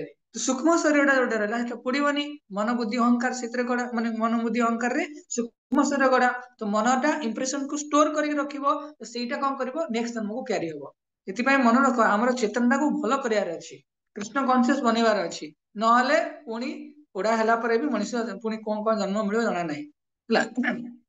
ସେଥିପାଇଁ ଭଗବାନଙ୍କ କୃପାରୁ ଆଉ ଗୋଟେ ଶରୀର ମିଳିବ, ତାକୁ ଆଉ ଗୋଟେ ବଡି ମିଳିବ, ଜରୁରୀ ନାହିଁ ମଣିଷ ବୋଲି। ବୁଝିଲା କି? ତେଣୁ ଅନଫୁଲଫିଲ୍ କୋଉ କ୍ୱାଲିଟି ଆମର ଚେତନା ଅଛି ସେଟା ଆମକୁ ଜାଣିବାର ଅଛି। ହରେ କୃଷ୍ଣ ପ୍ରଭୁଜୀ। ଆଉ ଗୋଟେ ହରେ କୃଷ୍ଣ। ଗୋଟେ କ୍ୱେଶ୍ଚିନ୍ ଥିଲା ଯେ ନର୍ମାଲି ସମସ୍ତେ ଯୋଉ କୁହନ୍ତି କଣ ଗୋଟେ ଥର ତମେ ମଣିଷ ଜନ୍ମ ପାଇ ସାରିଲା ପରେ ନେକ୍ସଟ ତମେ କଣ ମଣିଷ ଜନ୍ମ ପାଇବନି, ତ ନେକ୍ସଟ କଣ 84 ଲକ୍ଷ ୟୋନି ପରେ ଯାଇକି ତମେ ମଣିଷ ଜନ୍ମ ଗୋଟେ ପାଇପାରିବ। ତ କଣ ଆସ୍ପଦ ଯଦି ଡିଜାୟାର ତମର ଯଦି ଲାଷ୍ଟକୁ କିଛି ଥିବ ତ ତମେ ହଠାତ୍ ସାଙ୍ଗେ ସାଙ୍ଗେ ମଣିଷ ଜନ୍ମ ପରେ ଆଉ ଥରେ କେମିତି ମଣିଷ ଜନ୍ମ ପାଇବ? ଡିଜାୟାର ଥିଲେ ଯଦି କିଏ ଇଚ୍ଛା କରିଛି, ଡିଜାୟାର କେମିତି ମୁଁ ଏକ୍ସାମ୍ପଲ ଦଉଛି। ଗୋଟେ ଲୋକ ଆମେ ଯେତେବେଳେ ଘରେ ଶୋଉଛେ, ଆମ ଭାଇ କି ଭଉଣୀ କହିଲେ "ଏଇ ତୁ କେତେ ସମୟ ଶୋଇଲୁଣୁ, ବାପା ପାଟି କରୁଛନ୍ତି, ମୋ ଇଚ୍ଛା ଅଛି ମୁଁ ଗୋଟେ ଶାନ୍ତିରେ ଶୋଇବି। ଭଗବାନଙ୍କ ମଲା ବେଳକୁ ହିଁ ଇଚ୍ଛା ଥିବ ମୁଁ ଶୋଇବି ବୋଲି, ତ ଭଗବାନ କଣ କରିବେ, ଭାଇ ନେ ତୁ ଶୋଇବୁ। କୋଉ ଜନ୍ମରେ ଆମେ ଅଧିକ ଶୁଅନ୍ତି? ବିୟର, ପୋଲାର ବିୟର କେତେ ଦିନ ଶୁଏ? 6 ମାସ ଶୁଏ। ଏଠି ତମ ସାଙ୍ଗସାଥି ଭାଇ ବନ୍ଧୁ ସେ ପୋଲାର ବିୟର ବାପା କହିବନି କାହିଁ ଶୋଇଲି, କାରଣ ସିଏ ବି ଶୋଇଥିବ। କହିବାର ଉଦ୍ଦେଶ୍ୟ ହେଲା ଭଗବାନ ଫାସିଲିଟେଟ କରନ୍ତି। କିଏ ଯଦି ମାଛ ମାଂସ ଖାଇ, ଲୋକ ବୁଢା ବୁଢୀ ଲୋକ ଦେଖିଥିବ ମଲା ବେଳକୁ କଣ ହୁଏ, ସେମାନେ କହନ୍ତି ମୁଁ ଟିକେ ଶୁଖୁଆଟେ ଖାଇବି, ମାଛ ଟିକେ ଖାଇବି, କି କୁଆଡୁ ଇଚ୍ଛା ସବୁ ଆସେ। କାରଣ ଜନ୍ମ ଜନ୍ମ ଜନ୍ମ ଜନ୍ମ ପୁରା ରେଡି ହେଇକି ଥାଆନ୍ତି, ଖାଇବି ଏଇଟା ଖାଇବି। ତ ଭଗବାନ କଣ କରିବେ, ବାଘ ଜନ୍ମ ନେ ଖାଇବୁ ଆରାମସେ। ତେଣୁ ଭଗବାନ କଣ କରନ୍ତି, ଆମେ ତ କହୁଛେ ମଣିଷ ଜନ୍ମ ପରେ ଜରୁରୀ ନାହିଁ ମଣିଷ ଜନ୍ମ ମିଳିବ ବୋଲି। ଆହାର ନିଦ୍ରା ଭୟମୟ ତ ସବୁ ଜନ୍ମରେ ଜଣେ କରିପାରିବ। ମାନେ ଖାଇବ, ଏଇ ଖାଇବ, ସେ ଖାଇବ, ଯାହା ଖାଇବ ସବୁ ଜନ୍ମରେ ତ ଖାଇବ। ତେଣୁ ଜରୁରୀ ନାହିଁ ମଣିଷ ଜନ୍ମ ମିଳିବ। ମଣିଷ ଜନ୍ମ କେତେବେଳେ ମିଳିବ? ଅତି କମ ରେ କେହି ଭାବିବ ମୋର ପାପ କରିଛି 50, ପୁଣ୍ୟ କରିଛି 50, ବାଲାନ୍ସ ହେଇଗଲା। ଚାନ୍ସ ନାହିଁ, ପାପ ଭୋଗିବାକୁ ପଡିବ, ପୁଣ୍ୟ ବି ଭୋଗିବାକୁ ପଡିବ ହେଲା। କେହି ଭାବିବନି ମ୍ୟାଥ କରିଗଲେ ହେଇଯିବ, ନାଇଁ। ମଣିଷ ଜନ୍ମ ବହୁତ ରେୟାର ଜନ୍ମ, ସେଥିପାଇଁ ଅତି ଦୁର୍ଲଭ। ଆଉ ଜରୁରୀ ନାହିଁ 84 ଲକ୍ଷ ପରେ ପୁଣି କ୍ରସ କରିବାକୁ ଆସିବ, ନାଇଁ। 84 ଲକ୍ଷରେ ଫାଷ୍ଟ ଆଗକୁ କହୁଛି, ଫାଷ୍ଟ ସେ ମଣିଷ ଜନ୍ମ ପାଇଥିଲା, ତାପରେ ସେ ଡିଗ୍ରେଡ ହେଇଗଲା। ତାର ବହୁତ ଯାହା ବି ଇଚ୍ଛା ଥିଲା ଭଗବାନଙ୍କ ପାଖରେ ଥିଲା କି ଡିଗ୍ରେଡ ହେଇକି ମଣିଷ ଜନ୍ମ, ଫାଷ୍ଟ ଜନ୍ମଟା ମଣିଷ ଥାଏ, ତାପରେ ଡିଗ୍ରେଡ ହେଇ ପଶୁ ଜନ୍ମ, ଗଛ ଜନ୍ମ, ଯାହା ବି ପାଇଲା ପାଇଲା, ପୁଣି ଗୋଟେ ଥର ଚାନ୍ସ ମିଳିବ ତାକୁ ମଣିଷ ଜନ୍ମ ପାଇବା ପାଇଁ।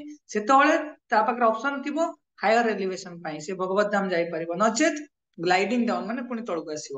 କିନ୍ତୁ ତଳକୁ ଆସିକି ଜରୁରୀ ନାହିଁ ପୁରା ମୂଳକୁ ପଳେଇ ଆସିବ, ନାହିଁ। ତାର ଯାହା ଚେତନା ଥିବ ସେ ଯୋଉଠି ଅଟକି ପାରିବ, ବୁଝିଲା। ତେଣୁ ସେଥିପାଇଁ କେମିତି ହୁଏ ରିଇନକାର୍ନେସନ ଟା ଆଉଥରେ କହିଦଉଛି। ଗୋଟେ ଲୋକ ଯେତେବେଳେ ମୃତ୍ୟୁବରଣ କରେ, ୟା ପରେ ଭଗବାନଙ୍କ ଧାମରୁ ଗୋଟେ ଲୋକ ଭଗବାନଙ୍କ ଧାମରୁ ଆସେ ଏଇ ଭୌତିକ ଜଗତରେ, ତାର ଆଶା ଆକାଂକ୍ଷା ନେଇକି ଆସେ। ତ ସେ କୋଉ ଫର୍ମରେ ଥାଏ? ସେ ଥାଏ ଆତ୍ମା ଫର୍ମରେ, ମାନେ ବହୁତ ମାଇନ୍ୟୁଟ ଥାଏ।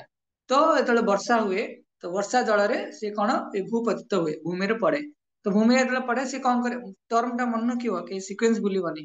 ତ ଭୂମିରେ ଯେତେବେଳେ ପଡିଲା, ସେତେବେଳେ ସେ ଖାଦ୍ୟରେ ପ୍ରବେଶ କରେ, ଶସ୍ୟରେ ପ୍ରବେଶ କରେ। ତ ଯେତେବେଳେ ଶସ୍ୟରେ ସବୁ ଲୋକ ଖାଇଲେ, ସବୁ ପ୍ରଜାତିର ଲୋକ ଖାଇଲେ, ମାନେ ସବୁ ପ୍ରଜାତିର ଖାଇଲେ। ଯେତେବେଳେ ପୁରୁଷ ପ୍ରଜାତିରେ ସେ ଖାଏ, ତ ପୁରୁଷର ଖାଦ୍ୟରୁ କଣ ଆମର ଯୋଉ ବୀର୍ଯ୍ୟ ବୀର୍ଯ୍ୟ ବନେ, ସେଭେନ୍ଥ ଧାତୁ କୁହାଯାଏ, ବୀର୍ଯ୍ୟ ବନେ। ତ ବୀର୍ଯ୍ୟରେ ସେଇ ଆତ୍ମାଟା ଷ୍ଟୋର ହେଇକି ଥାଏ। ତେଣୁ ବୀର୍ଯ୍ୟରୁ ପୁଣି ଯେତେବେଳେ ସେ ମାର ଗର୍ଭରେ ପ୍ରବେଶ କରେ, ତ ସେତେବେଳେ ସେ ଆତ୍ମା ପୁଣି ଧୀରେ ଧୀରେ ତାର ଶରୀର ପ୍ରାପ୍ତ ହୁଏ। ଇଚ୍ଛାଟା ଅଛି, ମନ ବୁଦ୍ଧି ଅହଙ୍କାର ଅଛି, ସେ ବୀର୍ଯ୍ୟରେ ସେ ଆତ୍ମା ଅଛି। ତେଣୁ ଯେତେବେଳେ ମାର ଗର୍ଭରେ ପ୍ରବେଶ କଲା, ସେ ଆତ୍ମାଟା ପୁଣି ଶରୀର ପାଇଲା, ମାର ଶରୀରରୁ ମା ଯାହା ଖାଇବ, ପିଲା ଶରୀର ବି ବନିଲା। ଛୋଟ ଛୋଟ କୁନି ପିଲାଟେ ହେଲା, ବଡ ହେଲା, ତ ମାର ଗର୍ଭରୁ ବାହାରିକି ଆସିଲା, ତାହେଲେ ସିଏ ପୁଣି ଫୁଲ ଫ୍ଲେଶ୍ଡ ଗୋଟେ ଜୀବ ହେଲା। ସେ କୁକୁର ଶରୀର ହଉ କଣ କିଛି ବି ଶରୀର ହଉ, ଗଛ ଶରୀର ହଉ, ମଣିଷ ଶରୀର ହଉ, କୌଣସି ଶରୀର, ସବୁଥିରେ ଏଇ ଜିନିଷଟା। ତ ଯେତେବେଳେ ହେଲା, ପୁଣି ତାକୁ ଗୋଟେ ନୂଆ ଶରୀର ମିଳିଲା। ଏଠି ସିଏ ଦେଖିବ ତାର ଯାହା ପୂର୍ବ ଜନ୍ମରେ କର୍ମ ଥିବ, ମନ ଅଛି କେମିତି ଭଗବାନ ପରମାତ୍ମା ରୂପରେ ଥିବେ, ହୃଦୟ ତିଷ୍ଠତି ଅର୍ଜୁନ। ତ ଭଗବାନ ମନେ ପକେଇଦେବେ, ତୋର ଏଇ ଜିନିଷ ଅଛି, ଆକାଉଣ୍ଟ ରେ ଅଛି, ତୁ ଏବେ କରିଚାଲ। ତୁ କୋଉ ଜନ୍ମରେ ପାଇଛୁ, ସେଇ ଜନ୍ମରେ ସେ ଚାଲିଲା ଆକ୍ଟିଭିଟିସ୍ କରିକି। କିନ୍ତୁ ଯେତେବେଳେ ମଣିଷ ଜନ୍ମଟି ଆସିବ, ଖାଲି ଗୋଟେ ଏକ୍ସଟ୍ରା ଫାସିଲିଟି ମିଳିବ, କଣ ନା ସିଏ ହାୟର ଯାଇପାରିବ। ସେ ଜଂସନ କୁହାଯାଏ। ଜଂସନ ମାନେ ସେଇଠୁ ସବୁ ସେ ଉପରକୁ ଯାଇପାରିବ, ତଳକୁ ଆସିପାରିବ। ସେଥିପାଇଁ ମଣିଷ ଜନ୍ମଟା ଅତି ଦୁର୍ଲଭ ମାନେ कह ठीक अछि मु ए जन्म तो भक्ति करूछि टिके मते लागुछि मु टिके भक्ति करूछि बोली किंतु जदि मु अधार चली गली मु तो 16 माला पर्यंत पहुंचनी यदि पळेली कोन हबो पुणी 16 माला पर भी मोर मन अस्थिर अछि तादरे मु पळेली कोन हबो मरिगली कोन हबो तो हेति पई दीटा प्रैक्टिस दिया आइछि भगवत गीता रो 6 नंबर 6.41 ने अछि तो हेति कहछि अनसक्सेसफुल योगी रो कोन डेस्टिनेशन अर्जुन पचारिए कृष्ण को जेतले कहबे कि अल्प समय पई निष्ठापर भाबरे गोटे टर्म मन रखिबो निष्ठापर भाबरे अल्प समय पई प्रैक्टिस करछि तो भगवान कौन करेंगे स्वर्ग फास्ट स्वर्गवास हो गला सब गाँव सब लोक लिखि दी गंगा तले लिखि दी स्वर्गवास किए स्वर्ग गला कि नर्क गला कई जना नहीं तो कहबार उद्देश्य यदि कि भक्ति करिथिबो किंतु अल्प समय में प्रैक्टिस करथिबो तो फास्ट सी कौन करिवो स्वर्ग जीवो स्वर्ग रु पुणी एतले भौतिक माने ई दुनिया को आसीबो एतले सी गोटे धनी परिवार रे जन्म हबो टाटा अंबानी परिवार जन्म हबो किंबा गणे राइटियस ब्राह्मण धार्मिक ब्राह्मण परिवार जन्म हबो जाद्वारा से तार भक्तिटा स्टार्ट करि परियो भगवतीर वर्णन कराଯାଇଛି ना नेहा विक्रम नाशस्ति प्रत्यवाय न बीतते स्वल्पम अप्यस्य धर्मस्य प्रायतः महत्व टिकिए भी यदि भक्ति कला से ग्रो करिवो तेणु आम पाखे चांस अछि जो माने भी उपस्थित अच्छे समस्त मनक आम पाखे गोटे चांस अछि आमे एई जन्म रे एटलिस्ट भक्ति करिकी भगवत धाम जाई परिबा बहुत लोक या फिर तुम आखपाख देखिदब कई भजन साधन किसी करना तुमको सकाल उठा कहीं ना वैदिक साइंस अनुसार वैदिक शास्त्र अनुसार आमको भगवत धाम जीवार आम गोटे मात्र लक्ष्य हवा दरकार यदि क्यों ठीक अच्छे मुझे भल भक्ति कली ताले मु तथापि मझे एक्सीडेंट हो मरीगली कौन हम भगवान तापर कौन गोस्वामी मान परिवार रे वृंदावन ने धाम रे जन्म करदेवे गोस्वामी मान परिवार जन्म करदेवे जो तुम डायरेक्ट भक्ति कर सी आउ कन्फ्यूज हेनी सी लास्ट टाइम पढ़ुଥିଲେ भरत महाराज कथा भरत महाराज खाली हरिण हो गले हरिण हवा पर जड़ भरत हेले से जन्म भगवत धाम गले बुझला तेणु पूर्व जन्म स्वीकृति अनुसार पुण्य स्वीकृति पुण्य बल अनुसार भक्ति बल सी पुणी अवसर प्राप्त होगी भगवत धाम जाऊँगी तेणु सी कौन वेद शास्त्र उपनिषद पढ़ुना से केवल भगवान का नाम कले रिचुअलिस्टिक सेरेमनी देखुना से केवल भगवान मनोनिवेश कर भगवत धाम जाऊँगी तो दीटा वे अच्छे सर्ट टर्म प्रैक्टिस रे स्वर्ग जीव धनी परिवार जन्म हम ब्राह्मण परिवार जन्म हम तापर भक्ति करार फैसिलिटी मिल लंग प्रैक्टिस रे आचार्य मान परिवार जन्म हम भगवत धाम जीव सी कौन सी प्रकार जो वैदिक रिचुअल अच्छी से पशब ना बुझेगा दीटा जिनस आम बॉडीटा कौन टेलर मेड तुम कपड़ा नहीं कि जीव टेलर पाखक सी कौ भाया दरकार सी कहीदेव आमको फिट हबार अच्छी जमती टीवी अच्छी घरे टीवी जो स्टेशन जो टेलीविजन जो स्टेशन बाबा जो प्रसारण होची तो से प्रसारण में कौन वेब वेब माने तरंगायित तरंग रूप से प्रसारण करती आम घरे यदि टीवी थी टीवीटा ऑन कले से जो प्रसारण होइतिबो वेब थिबो सेटा से पिक्चराइज होइके आसे सेमती आम मन रे जे अनफुलफिल डिजायर थिबो से डिजायर गुडा कौन करिवो आम सूक्ष्म शरीर रहला ताको गोटे सुंदर शरीर मिलिबो फैसिलिटेट हबो से कौन आउट शरीर रे से सब जिंस करि परिबो बुझे लागी सिंपल सिंपल जिंस तो तुम भाव कि मत गोटे ड्रेस दुकान अच्छी नुआ वर्ष अच्छी ड्रेस किणवी पलैल ड्रेस दुकान को हजार हजार ड्रेस पड़ी तुम गोटे चूज कल तुम कैपेसिटी देखिकी पैसा एतर अच्छी चूज कल सेमती 84 लाख प्रकार ये अच्छी स्पेसीस अच्छी तुमको चूज करार अच्छी कौन जीव कौन जावाक चाहूँ किए कहीपर किए कौन जावाक चाहूँ 84 लाख भितर वर्षा मत आज कहल तुम कौ स्पेसीस जावाक चाहूँ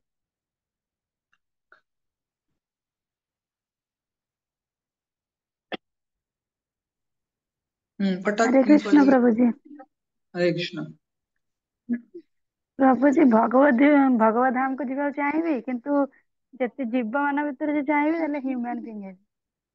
हाँ आउ किए चाहूँ आदित्य तुम्हें को जन्म चाहूँ 84 लक्ष अच्छी कोटा तुम नब प्रभु जी मु जन्म चाहेंगे धन्यवाद तो जे बुद्धिमान लोक सी जे कहे जन्म मृत्यु चक्र में मत पड़ियार नहीं 84 लाख बाद कही पार किए जहाँकर आमे आमे देखीचे जे कि 84 लाख जन्म भीतर ना अनम्यूट करके कई कही पार आमे देखीचे 84 लाख भीतर से ना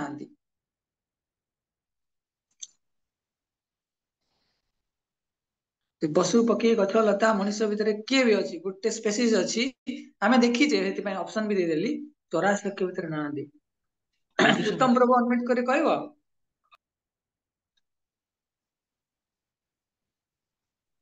ନାଇଁ ପ୍ରଭୁ କହିପାରିବିନି। ଓକେ ତାହେଲେ କିଏ କହିବ? ଶୁଭସ୍ମିତା ମାତାଜୀ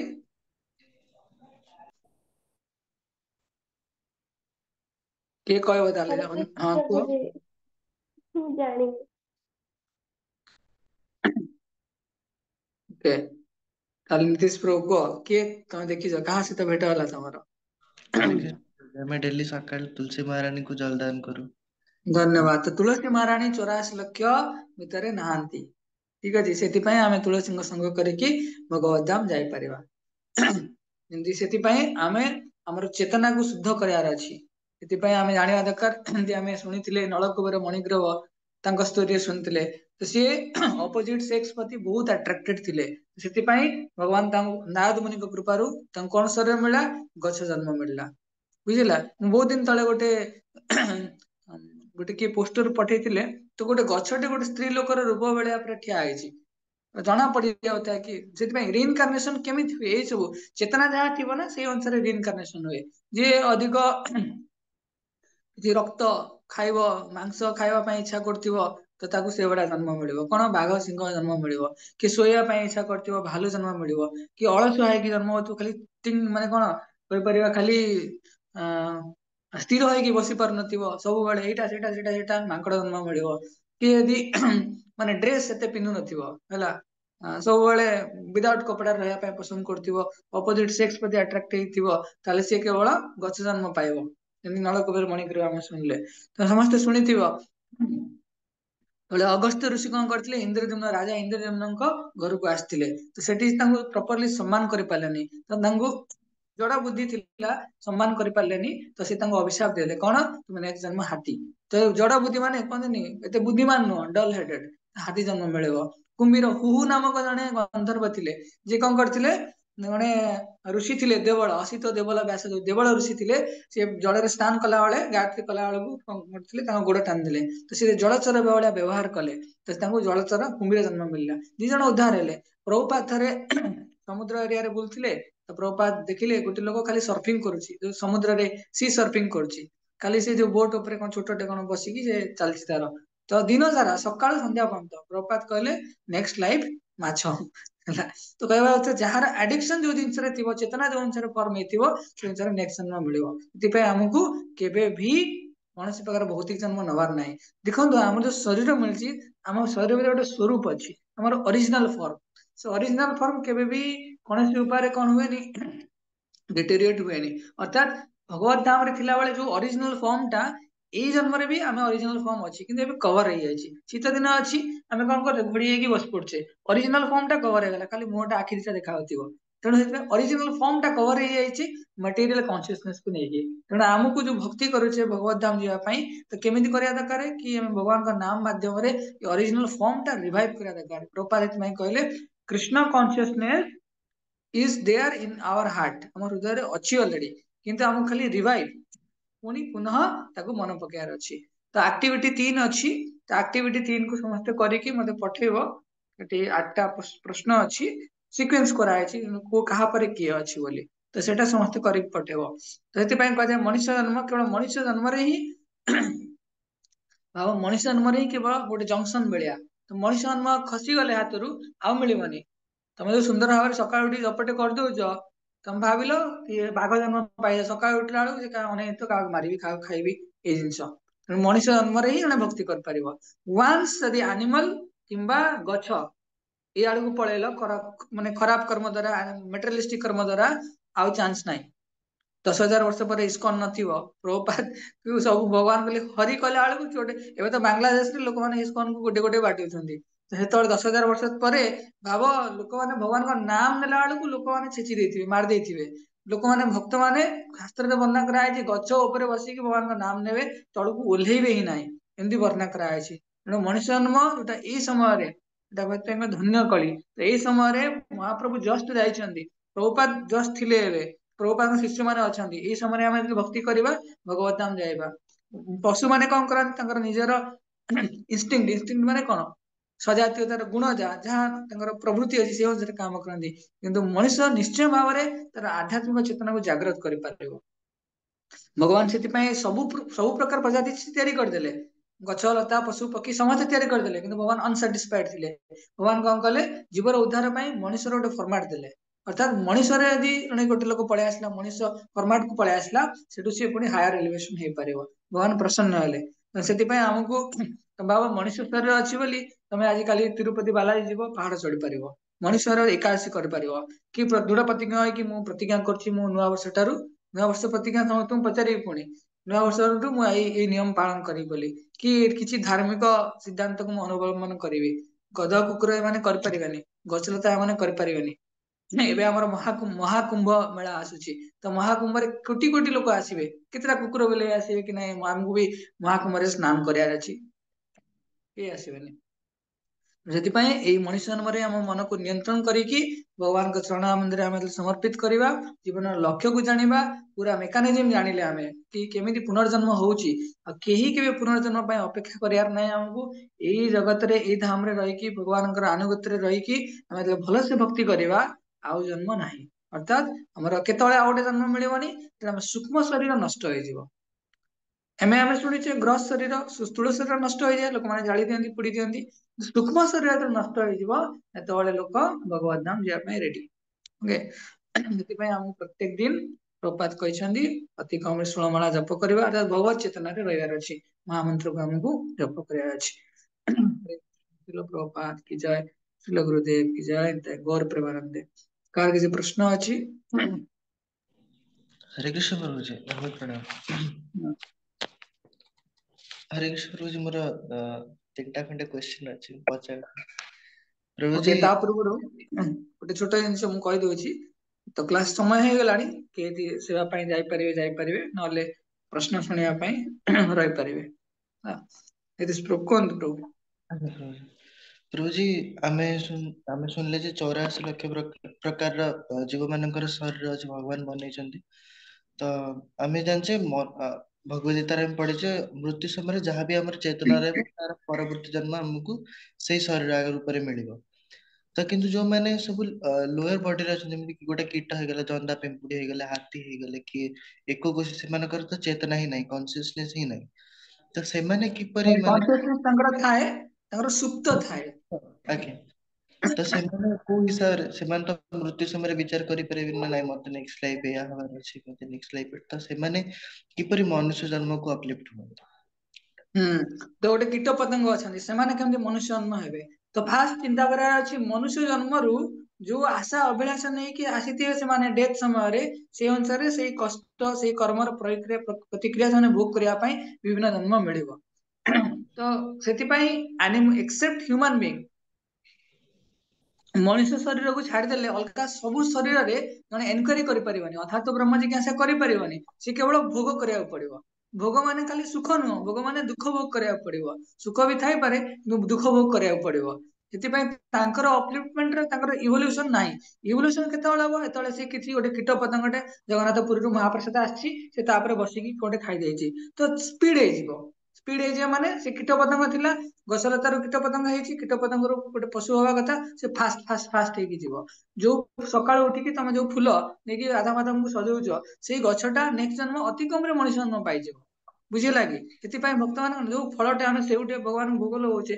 ତାର ସେ ଗଛ ହେଇଥାନ୍ତା ଗଛରୁ କୀଟ ପତଙ୍ଗ ହେଇଥାନ୍ତା କୀଟ ପତଙ୍ଗରୁ ପକ୍ଷୀ ହେଇଥାନ୍ତା ପକ୍ଷୀରୁ ପଶୁ ହେଇଥାନ୍ତା ପଶୁରୁ ମଣିଷ ହେଇଥାନ୍ତା ତେବେ ଡାଇରେକ୍ଟ ମଣିଷ ଜନ୍ମ ପାଇବ କାହିଁକିନା ଯେହେତୁ ଆମେ ଭଗବାନଙ୍କ ପାଇଁ ନେଇକି ଆସିଛେ ତ ସେଥିପାଇଁ ତାଙ୍କ ଅପଲିଫ୍ଟମେଣ୍ଟରେ ତାଙ୍କର ପୁରା ଫ୍ଲୋ ଅଫ ଲାଇଫ ଟା ଡିଭଲ୍ୟୁସନ ଲ ଅଫ ନେଚର ଦ୍ୱାରା ଡିସାଇଡ ହେଇଥାଏ କିନ୍ତୁ ଡିଭୋସନାଲ ଆସ୍ପେକ୍ଟ ଯଦି କୋଉ ଜାଗାରେ ବାଜିଗଲା ତମେ ହରେ କୃଷ୍ଣ ମହାମନ୍ତ୍ର ଜପ କରୁଛ କି ଦେଖିଲ ଗୋଟେ ଗଛଟା ଅଛି ତ ଧୀରେ ଧୀରେ ସେ ଗଛର ଚେତନା ବି ଧୀରେ ଧୀରେ ନେକ୍ସଟ ଜନ୍ମ ଟିକେ ଫାଷ୍ଟ ହବ ଯୋଉ ଇଭଲ୍ୟୁସନ ଥିଓରି ଅଛି ସେ ଆହୁରି ଫାଷ୍ଟ ହବ ମାନେ ଯୋଉ ଗୋଟେ ପରେ ମଣିଷ ଜନ୍ମ ପାଇଥାନ୍ତା ସେ ସ୍ପିଡ ହେଇଯିବ ଆହୁରି ଅଲଗା ଅଲଗା ସବୁ ଜନ୍ମ ମିଳିବ 84 ଲକ୍ଷ ଆହୁରି କମ୍ପ୍ରେସ ହେଇଯିବ କମିଯିବ ବୁଝିଲା କି ସେମାନେ ଆଉ ଚିନ୍ତା କରିବେନି ମଲାବେଳେ ମୁଁ ଅନ୍ତେ ନାରାୟଣ ସ୍ମୃତି କରିବି ନାହିଁ ସେମାନେ କେବଳ ଭୋଗ କରିବାକୁ ପଡିବ ସେଥିପାଇଁ ତ କୁହା ହଉଛି ମଣିଷ ଜନ୍ମରେ ଭକ୍ତି କରିବାର ଅଛି ଅଲଗା କଥିରେ ହବ ହିଁ ନାହିଁ ବୁଝିଲା रोज ଆଉ ଗୋଟେ क्वेश्चन ଅଛି ଯେ ଆମେ ପ୍ଲସ 2 ରେ ସାଇନ୍ସ ପଢୁଥିଲା ବେଳେ ପଢିଥିଲୁ ଯେ କିଛି ପ୍ରକାର ଜୀବ ଅଛନ୍ତି ଏକକୋଷୀ ଜୀବ ଯୋଉମାନେ କି ମାନେ ବହୁତ କ୍ରୁସିଆଲ ଏନଭାୟରନମେଣ୍ଟ ରେ ବି ସେମାନେ ସର୍ଭାଇଭ କରିପାରନ୍ତି ମାନେ ଆମେ ବର୍ତ୍ତମାନ ମଣିଷ ମାନେ ଯୋଉମାନେ ଅଛୁ ସେମାନେ ମଣିଷ ମାନେ ସବୁ ବର୍ତ୍ତମାନ କୁହାଯାଉଛି କଇଁଛ ମାନେ ବୋଧେ ସବୁଠୁ ଅଧିକ ବର୍ଷ ବଞ୍ଚନ୍ତି, ମାନେ ଯେତେକ ସ୍ପେସିସ୍ ଅଛନ୍ତି। ତ କିନ୍ତୁ ସେଭଳି ଯୋଉ ଅଛନ୍ତି ଛୋଟ ଛୋଟ ଅଣୁଜୀବ ମାନେ ଅଛନ୍ତି, ସେମାନେ ଇଭେନ୍ ଆଗ୍ନେୟଗିରି ଯୋଉଗୁଡାକ ସବୁ ଥାଏ ଜୀବନ୍ତ ଲାଭା, ସେଠି ମଧ୍ୟ ସେମାନେ ସର୍ଭାଇଭ୍ କରିପାରନ୍ତି। ତ ସେମାନେ ଜେନେରାଲି ସେମାନଙ୍କର ଲାଇଫ ସ୍ପାନ ଗୋଟେ ନର୍ମାଲ ହ୍ୟୁମାନ ଠାରୁ ଇଭେନ୍ ନର୍ମାଲ ସ୍ପେସିସ୍ ଠାରୁ ବହୁତ ଅଧିକ ହେଇଥାଏ। ମାନେ କିଛି କିଛି ତ ଏମିତି ଅଛନ୍ତି ଲକ୍ଷ ଲକ୍ଷ ବର୍ଷ ପୁରୁଣା।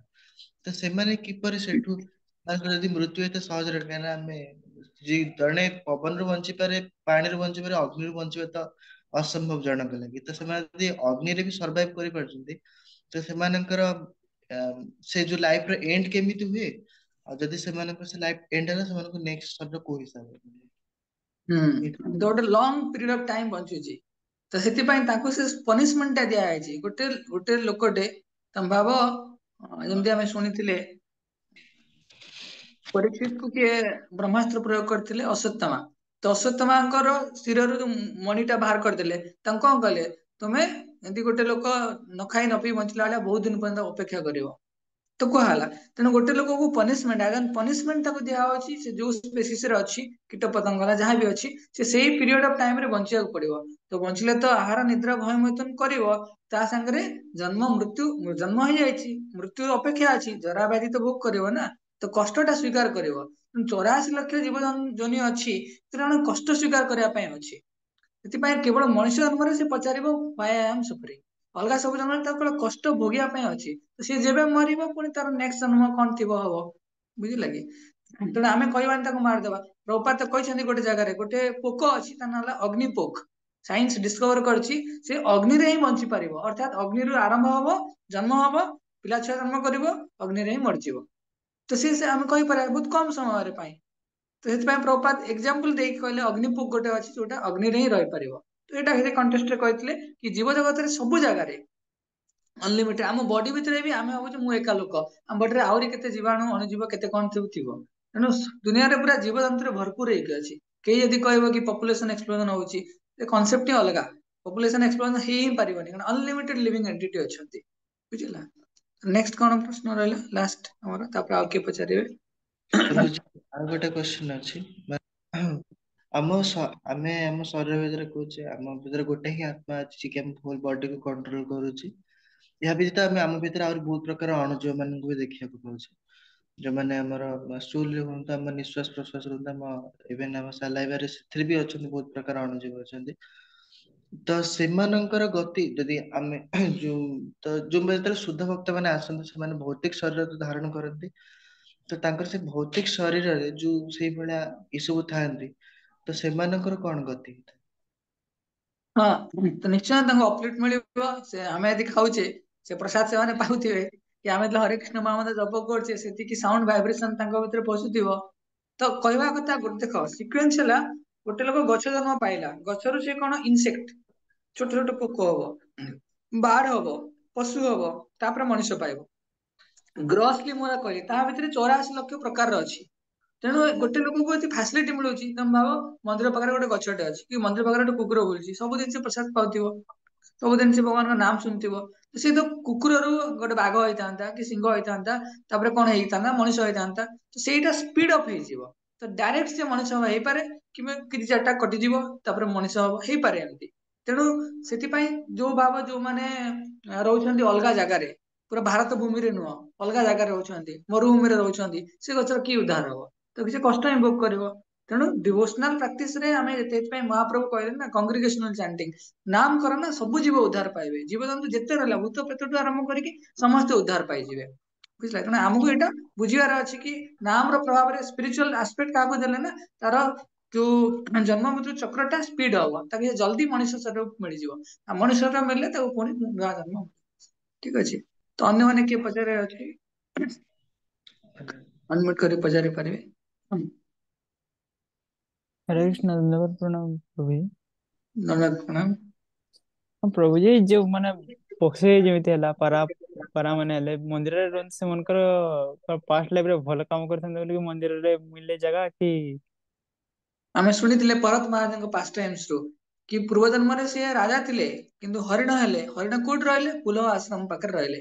तो ऑब्वियसली से किसी करिसेंती किसी स्वीकृति अछि ସେଥିପାଇଁ ସେ ସେଇ ଜାଗାରେ ହିଁ ରହୁଛନ୍ତି। ମୁଁ ପ୍ରାୟ ଗୋଟେ ବୃନ୍ଦାବନ ଯାଇଥିଲି ସେଠି ଦେଖିଲି ଯୋଉ ବୃନ୍ଦାବନରେ ଯୋଉ ଗୋवर्धନ ଅଛନ୍ତି ତ ଗୋवर्धନ ପାଖରେ ମନ୍ଦିର ଅଛି ନାଇଁ ସେ ଯୋଉ ପରିକ୍ରମା ମାର୍ଗ ଭିତରେ ମନ୍ଦିର ଅଛି ତ ମନ୍ଦିରରେ କିଛି ନା ଲୋକ ନାହାନ୍ତି ଦିଟା କୁକୁର ବସିକି ସେମାନେ ନିଶ୍ଚୟରେ ସେଇଠି ଗୋଟେ ମନ୍ଦିର ଅଛି ତା ଭିତରେ ବି ସେଇଠି ବସିକି ଅଛନ୍ତି ମାନେ କହିବ ବାହାରେ କୁକୁର ବୁଲୁଛନ୍ତି କିନ୍ତୁ ଯୋଉମାନେ ମନ୍ଦିର ଭିତରେ ଅଛନ୍ତି ମାନେ ଯାଉନାହାନ୍ତି ରାତି ହେଇଗଲାଣି ଯାଉନାହାନ୍ତି ତ ଅବଭିୟସଲି ସେମାନେ ପିଓର ଡିଭୋଟି ପୂର୍ବ ଜନ୍ମରେ ଗୋଟେ ଛୋଟ ମାଇନର ମିଷ୍ଟେକ୍ କରିଥିବେ ଏଇ ଜନ୍ମରେ ସେଇ ଜାଗାରେ ମିଳିଛି ତ ସେମାନେ ବୃନ୍ଦାବନ ଗୋवर्धନଙ୍କ ସଙ୍ଗ କରୁଛନ୍ତି ଭଗବାନଙ୍କ ନାମ ଶୁଣୁଛନ୍ତି ତ ଭଗବତ ଧାମ ଡାଇରେକ୍ଟ ଯିବେ। କହିବା ତାତ୍ପର୍ଯ୍ୟ ଯୋଉମାନେ ବି କିଛି ପାୟସ କିଛି ଭକ୍ତି କରିଥିବେ ତାଙ୍କୁ ଫାସିଲିଟି ମିଳେ ବୁଝିଲା। ଆଉ କଣ ପ୍ରଶ୍ନ ଅଛି?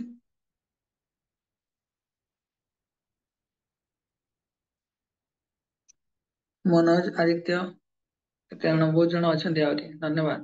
କାହାର କିଛି ପ୍ରଶ୍ନ ଅଛି ନା ହରେ ସମସ୍ତେ କୃଷ୍ଣ କମ୍ପ୍ଲିଟ ହେଇଗଲା? ହରେ କୃଷ୍ଣ। ହରେ କୃଷ୍ଣ। ପ୍ରଭୁଜୀ ଆମେ ଯୋଉ ମାନେ ପ୍ରଥମରୁ ମାନେ ଦଶମ ଭିତରେ ମାନେ ଯୋଉ ଲାଇଫ ଟା ଯୋଉ ରହିଲା ମାନେ ସେଥିରେ ତ ଆମେ ବହୁତ ଜୀବକୁ ମାରି ଦେଇଛେ ଏବେ ଆମେ ଭକ୍ତି ମାର୍ଗକୁ ଆସିଛେ ସେ ଯୋଉ ମାନେ ପଛେ ଯୋଉ ମାନେ ଜୀବକୁ ମାରିଛେ ତାର ମାନେ ଆମର ଆଗକୁ ମାନେ ସେଇଟା କଣ ହେଇପାରିବ? ପାପ କରିଛ ମାନେ ପନିଶମେଣ୍ଟ ଆମକୁ ମିଳିବାର ଅଛି ମିଳିବ କିନ୍ତୁ ଗୋଟେ ପଶ୍ଚାତାପର ଅଗ୍ନି ଅଛି ତାକୁ ନଷ୍ଟ କରିଦିଏ ତ ଆମେ ଯାହା ବି ପାପ ଅପ୍ ଟୁ ଏ ପର୍ଯ୍ୟନ୍ତ କରିଛେ ତ ଆମେ ଯେତେବେଳେ ଭଗବାନଙ୍କର ଶରଣାପନ୍ନ ହବ ମାନେ ଭକ୍ତି ଭାଜା ମାନେ ଆମର ପାପ କରିବାର ପ୍ରତିକ୍ରିୟା ନଷ୍ଟ ହବ ପାପ କରିବାର ପ୍ରବୃତ୍ତି ନଷ୍ଟ ହବ ବୁଝିଲା।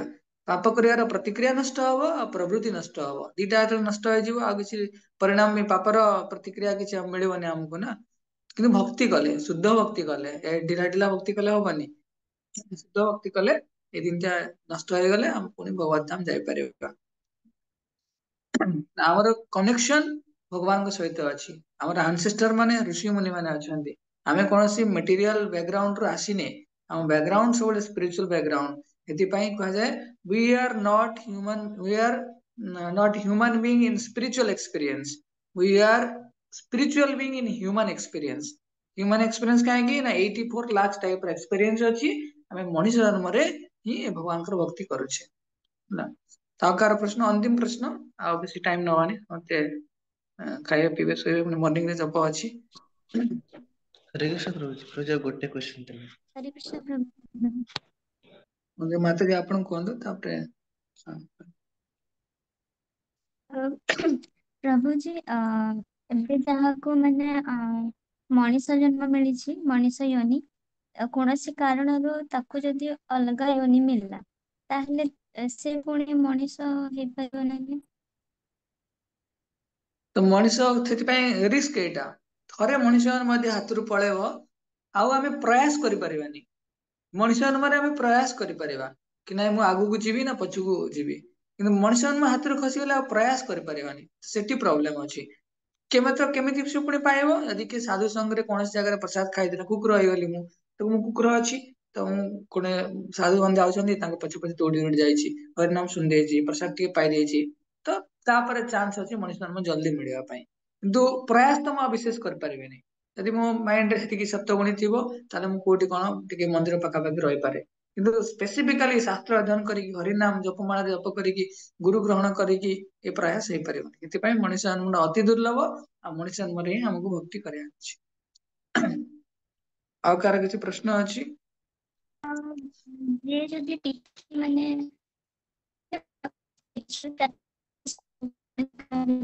ଅଲଗା ୟୋନି ମିଳିଲା ତ ତାର ପୁଣି କଣ? ଭଏସ ଟିକେ କଟିଗଲା ମାତାଜୀ ଆଉଥରେ କହିବେ କି? ଯିଏ ଯଦି ବି ମାନେ ଟିକେ ଯଦି ସ୍ପିରିଚୁଆଲ ପ୍ରାକ୍ଟିସ କରିଥିବ ଆଉ ତାର ଯଦି ଅଲଗା ୟୋନି ହେଇଗଲା ତାହେଲେ ପୁଣି ତାର କଣ? ତ ଅଲଗା ସେଥିପାଇଁ ତ ଆମେ ରିସ୍କ ନବାର ନାହିଁ ଖାଲି ଭଲ ସ୍ପିରିଚୁଆଲ ପ୍ରାକ୍ଟିସ କରିବାର ଅଛି ଆଟଲିଷ୍ଟ ଭଗବାନ ଗ୍ୟାରେଣ୍ଟି ଦଉଛନ୍ତି ହ୍ୟୁମାନ ବିଙ୍ଗ ଆଟଲିଷ୍ଟ ଭଗବାନ ଗ୍ୟାରେଣ୍ଟି ଦଉଛନ୍ତି 2.40 ନା 41 ଅଛି ସ୍ନେହା ବିକ୍ରମ ନାଶସ୍ତି ପ୍ରତ୍ୟବାୟ ନବିଦିତେ ସ୍ୱଳ୍ପମ ଅପ୍ୟସ୍ୟ ଧର୍ମସ୍ୟ ପ୍ରାୟତଃ ମହତ ଭୟାତ ମାନେ ବହୁତ ବଡ ଭୟ ହେଲା ଆମକୁ ଯଦି ଅଲଗା ଶରୀର ଅଲଗା ଜନ୍ମ ମିଳିଯିବ ଇନ କେସ୍ କହିବା ମାନେ ଆମେ ଜାଣିନେ ନା କର୍ମଣା ଗହନ ଗତି କୁହାଯାଏ ଯଦି ମିଳିଗଲା ତାହେଲେ ଆମେ ଭଗବାନଙ୍କୁ ଆଶ୍ରା କରିକି ପୁନଃ ଅପେକ୍ଷା କରିବାକୁ ପଡିବ ଜଣା ନାହିଁ କେତେ ମିଲିୟନ ଇୟର୍ସ କେତେ ଟ୍ରିଲିୟନ ଇୟର୍ସ କେତେ ବର୍ଷ ଜଣା ନାହିଁ ସେଥିପାଇଁ ଆମକୁ ଭକ୍ତିଟେ କରିବାର ଅଛି ଆଉ କିଛି ରିସ୍କ ନବାର ନାହିଁ ଏଥିପାଇଁ ତ ପୁନର୍ଜନ୍ମର 5ଟା ଟପିକ ମୁଁ ନେଲିଣି କାହିଁକି ନା ଆମେ କନଭିନ୍ସ ହେବା ଦରକାର ଏଇଟା ଆମ ପାଇଁ ଲାଷ୍ଟ ବାର୍ଥ ହବା ଦରକାର।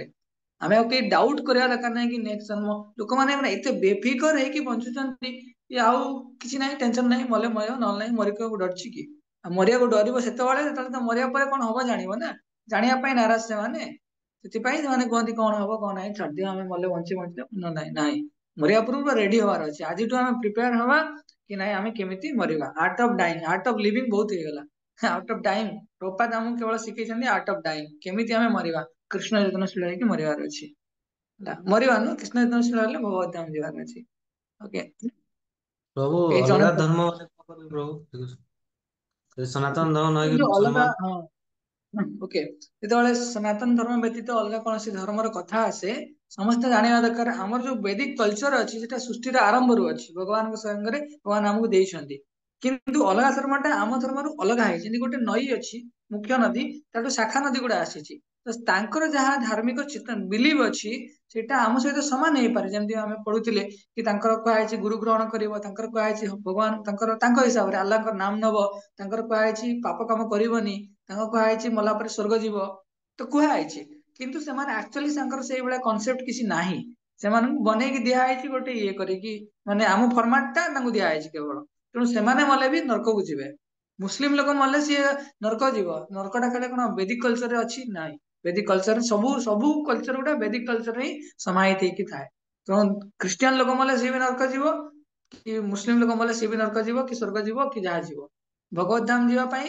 ବୈଦିକ କଲଚର ଥ୍ରୁରେ ରୁଟ ହେଇକି ଯିବାର ଅଛି ଗୁରୁ ଗ୍ରହଣ କରିବ ବୈଷ୍ଣବ ସମ୍ପ୍ରଦାୟରେ ସେତେବେଳେ ସିଏ ଯିବ ତ ସବୁ ଧର୍ମର କନସେପ୍ଟ ଆମେ ତାଙ୍କୁ ବୁଝେଇ ପାରୁନେ କାହିଁକି ନା ଆମେ ଭାବୁଛେ ଆମ ବୈଦିକ କଲଚର କାଳେ ଆମ ହିନ୍ଦୁ ଧର୍ମ ପାଇଁ ନାହିଁ ଭବିଷ୍ୟ ପୁରାଣ ଅଛି କିଏ ପଢିବ ବର୍ଣ୍ଣନା କରାଯାଇଛି ମୁସଲମାନ ଶବ୍ଦ ଅଛି ମୁଷଳ ଗୋଟେ ସାଂସ୍କୃତ ଶବ୍ଦ ଗୋଟେ ମୁଷଳ ଧାତୁ ସାଂସ୍କୃତ ଶବ୍ଦ ମାନେ ଜନ୍ମେଜୟ ରାଜା ପରୀକ୍ଷିତ ମହାରାଜଙ୍କର ଯେ ନାତି ଥିଲେ ତ ଜନ୍ମେଜୟଙ୍କର ପୁତ୍ର ବୋଧ ହୁଏ ତ ସିଏ ଯେତେବେଳେ ରାଜୁତି କରିଥିଲେ ତ କିଛି ଲୋକ ବୈଦିକ ସଂସ୍କୃତିକୁ ଗ୍ରହଣ କଲେନି ପୁରା ବୟକଟ କଲେ ତାଙ୍କର ଭାଷା ତାଙ୍କର ଖାଦ୍ୟ ପ୍ରଣାଳୀ ତାଙ୍କର ଭଗବାନଙ୍କର ବିଶ୍ୱାସ ସବୁ ଅଲଗା କରିଦେଲେ ସେଇ ଲୋକମାନେ ଅଲଗା ଜାଗାରେ ହିଁ ରହିଲେ ତ ସେଇ ଲୋକଙ୍କର ଯୋଉ ରେଜିଅନ ଯୋଉ ଜାଗାରେ ରହିଲେ ତ ତାଙ୍କୁ ମୁସଲମାନ ବୋଲି କୁହାଗଲା ସେମାନେ ଭଗବାନଙ୍କର ବୈଦିକ ସଭ୍ୟତାକୁ ମାନୁନଥିଲେ ଖ୍ରୀଷ୍ଟିଆନ ମାନେ ବି ତାପରେ ପରେ ଆସିଲେ ତେଣୁ କହିବାର ଉଦ୍ଦେଶ୍ୟ ହେଲା କି ସବୁ ଧର୍ମର ମୂଳ ଧର୍ମ ହେଲା ସନାତନ ଧର୍ମ ସନାତନ ଧର୍ମରେ ସବୁ କିଛି ଅଛି ତାର ଯାହା ନିଷ୍କର୍ଷ ଅଛି ସମସ୍ତଙ୍କ ପାଇଁ ଆପ୍ଲାଏ ଖାଲି ହିନ୍ଦୁ ମୁସଲମାନ ପାଇଁ ନୁହଁ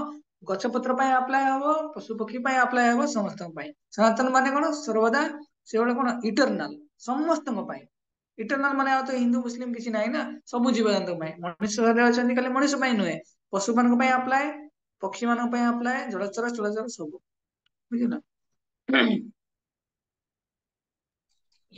ହରେ କୃଷ୍ଣ ପ୍ରଭୁଜୀ ପ୍ରଭୁଜୀ ଗୋଟେ କ୍ୱେଶ୍ଚନ ଥିଲା ସେ କ୍ୱେଶ୍ଚନ ହଉଛି ଯେ ଆମେ ଭଗବାନ ତ ବହୁତ ସାରା ବ୍ରହ୍ମାଣ୍ଡ କ୍ରିଏଟ କରିଛନ୍ତି ମାନେ ମିଲିୟନ୍ସ ବ୍ରହ୍ମାଣ୍ଡ ଅଛି ଭୌତିକ ଜଗତ ଅଛି ତ ଆମେ ଜାଣିଛେ ଭୌତିକ ଜଗତ ଯେତିକି ଅଛି ସେ ଆଧ୍ୟାତ୍ମିକ ଜଗତ ତୁଳନାରେ ମାତ୍ର 25% ଆଉ ସେ 75% ସେମିତି ଆଧ୍ୟାତ୍ମିକ ଜଗତରେ ଥିବା ଜୀବଙ୍କ ମାନେ ପରିମାଣ ଏ ଜଗତରୁ 90% ଅଧିକ ମାନେ ଏଠି ଆମେ 10% ଲୋକ ହିଁ ଅଛନ୍ତି ତ ଯେତେବେଳେ ସୃଷ୍ଟି ଆରମ୍ଭ ହେଲା ଦେବୀ ଭଗବାନ ସୃଷ୍ଟି ନିର୍ମାଣ କଲେ ଭଗବାନ ତ ତା ପୂର୍ବରୁ ତ ଆମେ ଜାଣିଛେ ଜୀବର ସ୍ଥିତି ବ୍ରହ୍ମଜ୍ୟୋତିରେ ଥିଲା ତ ସେଠୁ ଯେତେବେଳେ ଜୀବର ପତନ ହେଲା ଭୌତିକ ଜଗତକୁ ଯିଏ ଆଧ୍ୟାତ୍ମିକ ଜଗତକୁ ଯିବାକୁ ଚାହିଁଲା ଭଗବାନଙ୍କ ସେବା କରିବାକୁ ସେ ସେଠି ଗଲା ଯିଏ ଭୋଗ ଇଚ୍ଛା କଲା ସେ ଏଠିକି ଆସିଲା ତ ଯେତେବେଳେ ଜୀବ ବ୍ରହ୍ମଜ୍ୟୋତିରୁ ମାନେ ଏଠି ଏ ସୃଷ୍ଟିରେ ପତିତ ହେଲା ସେତେବେଳେ ଜୀବକୁ ପ୍ରଥମେ କୋଉ ଶରୀର ମିଳେ ମଣିଷ ଶରୀର ଭାଗବତ ବର୍ଣ୍ଣନା କରାଯାଇଛି ପ୍ରଥମେ ମଣିଷ ଶରୀର ପାଇବ ସେ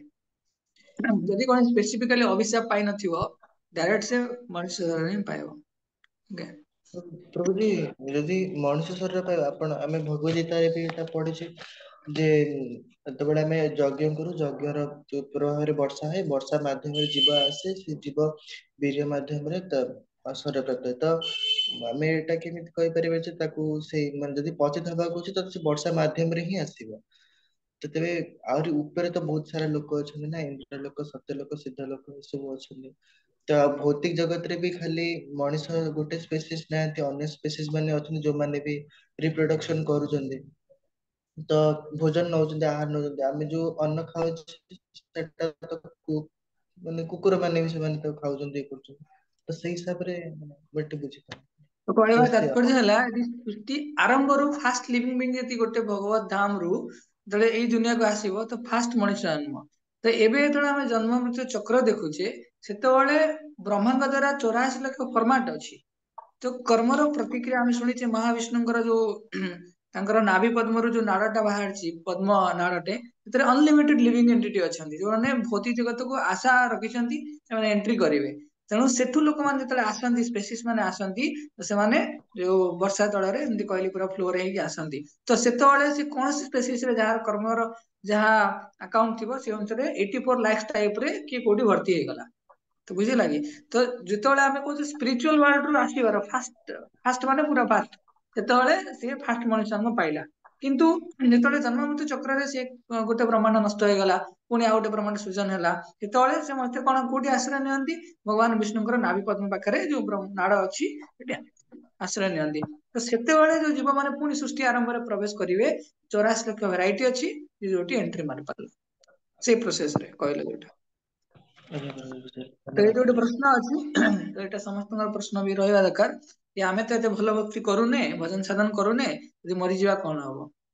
ତ ସେଥିପାଇଁ ଆମ ପାଇଁ ଗୋଟେ ବେଷ୍ଟ ଜିନିଷ ଆମେ ଆମର ବେଷ୍ଟ ଏଫର୍ଟ ଦବା ଗୁରୁ କୃଷ୍ଣ ଆମଙ୍କର ପାଖରେ ଅଛନ୍ତି ତାଙ୍କର ଅନୁଗାମୀ ହେଇକି ଆମର ରହିବାର ଅଛି ୟା ବ୍ୟତୀତ ଆମେ ବେଶୀ କିଛି କରିପାରିବାନି। There is no shortcut to spiritual world ତେଣୁ ଆମକୁ ଏ ସିମ୍ପଲ ସର୍ଟକଟ ଏତିକି କି ଆମେ ପ୍ରଭୁପାଦଙ୍କର ଅନୁଗତ୍ୟ ରହିକି ଯଦି ଭଲ ଭଜନ କରିବା ତ ଆମେ ଚେଷ୍ଟା କରିବା ଦରକାର ଆମର ବେଷ୍ଟ ଏଫର୍ଟ ଟା ଆମକୁ ଦବାର ଅଛି ହେଲା। ଆମେ ବେଷ୍ଟ ଏଫର୍ଟ ଯଦି ଖିଲାପ କଲେ ତାହେଲେ ଏଇଟା ଅଲଗା କଥା। ତେଣୁ ଆମକୁ ଏଥିପାଇଁ ବେଷ୍ଟ ଏଫର୍ଟ ଦେବାର ଅଛି କି ଭଗବତ ଧାମ ଯିବା ପାଇଁ ପୁରା ରେଡି ହବାର ଅଛି। ଜରୁରୀ ନାହିଁ କି ଜଣେ ପୂର୍ଣ୍ଣତଃ ଭଗବତ ଧାମ ଯିବା ପାଇଁ ରେଡି ହେଲା କମ୍ପ୍ଲିଟ ହେଲା ପରେ ହିଁ ଯିବ ନାହିଁ ଭଗବାନ କାହାକୁ କୋଉଠୁ ପିକ୍ ବି କରିକି ନେଇପାରିବେ। ଆମେ ଜାଣିନେ ଆମେ ଭଗବାନ କେତେବେଳେ ପିକ୍ କରିବେ ଆମେ ଭଗବାନଙ୍କର ଭକ୍ତକୁ ସନ୍ତୋଷ ପ୍ରଦାନ କରିବା। ଠିକ ଅଛି ଆଉ କାହାର କିଛି ପ୍ରଶ୍ନ ଅଛି?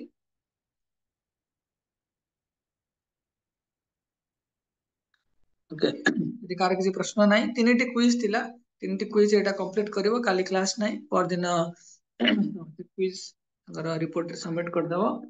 ଆଉ ଲାଷ୍ଟ କୁଇଜ ଟା ମୁଁ ଟୋଟାଲ କରିନି ସେଟା ସମସ୍ତେ କୁଇଜ ସଲ୍ଭ କରିକି ଦବ। ଠିକ ଅଛି ଆମେ ଏଇଠି ରହିବା।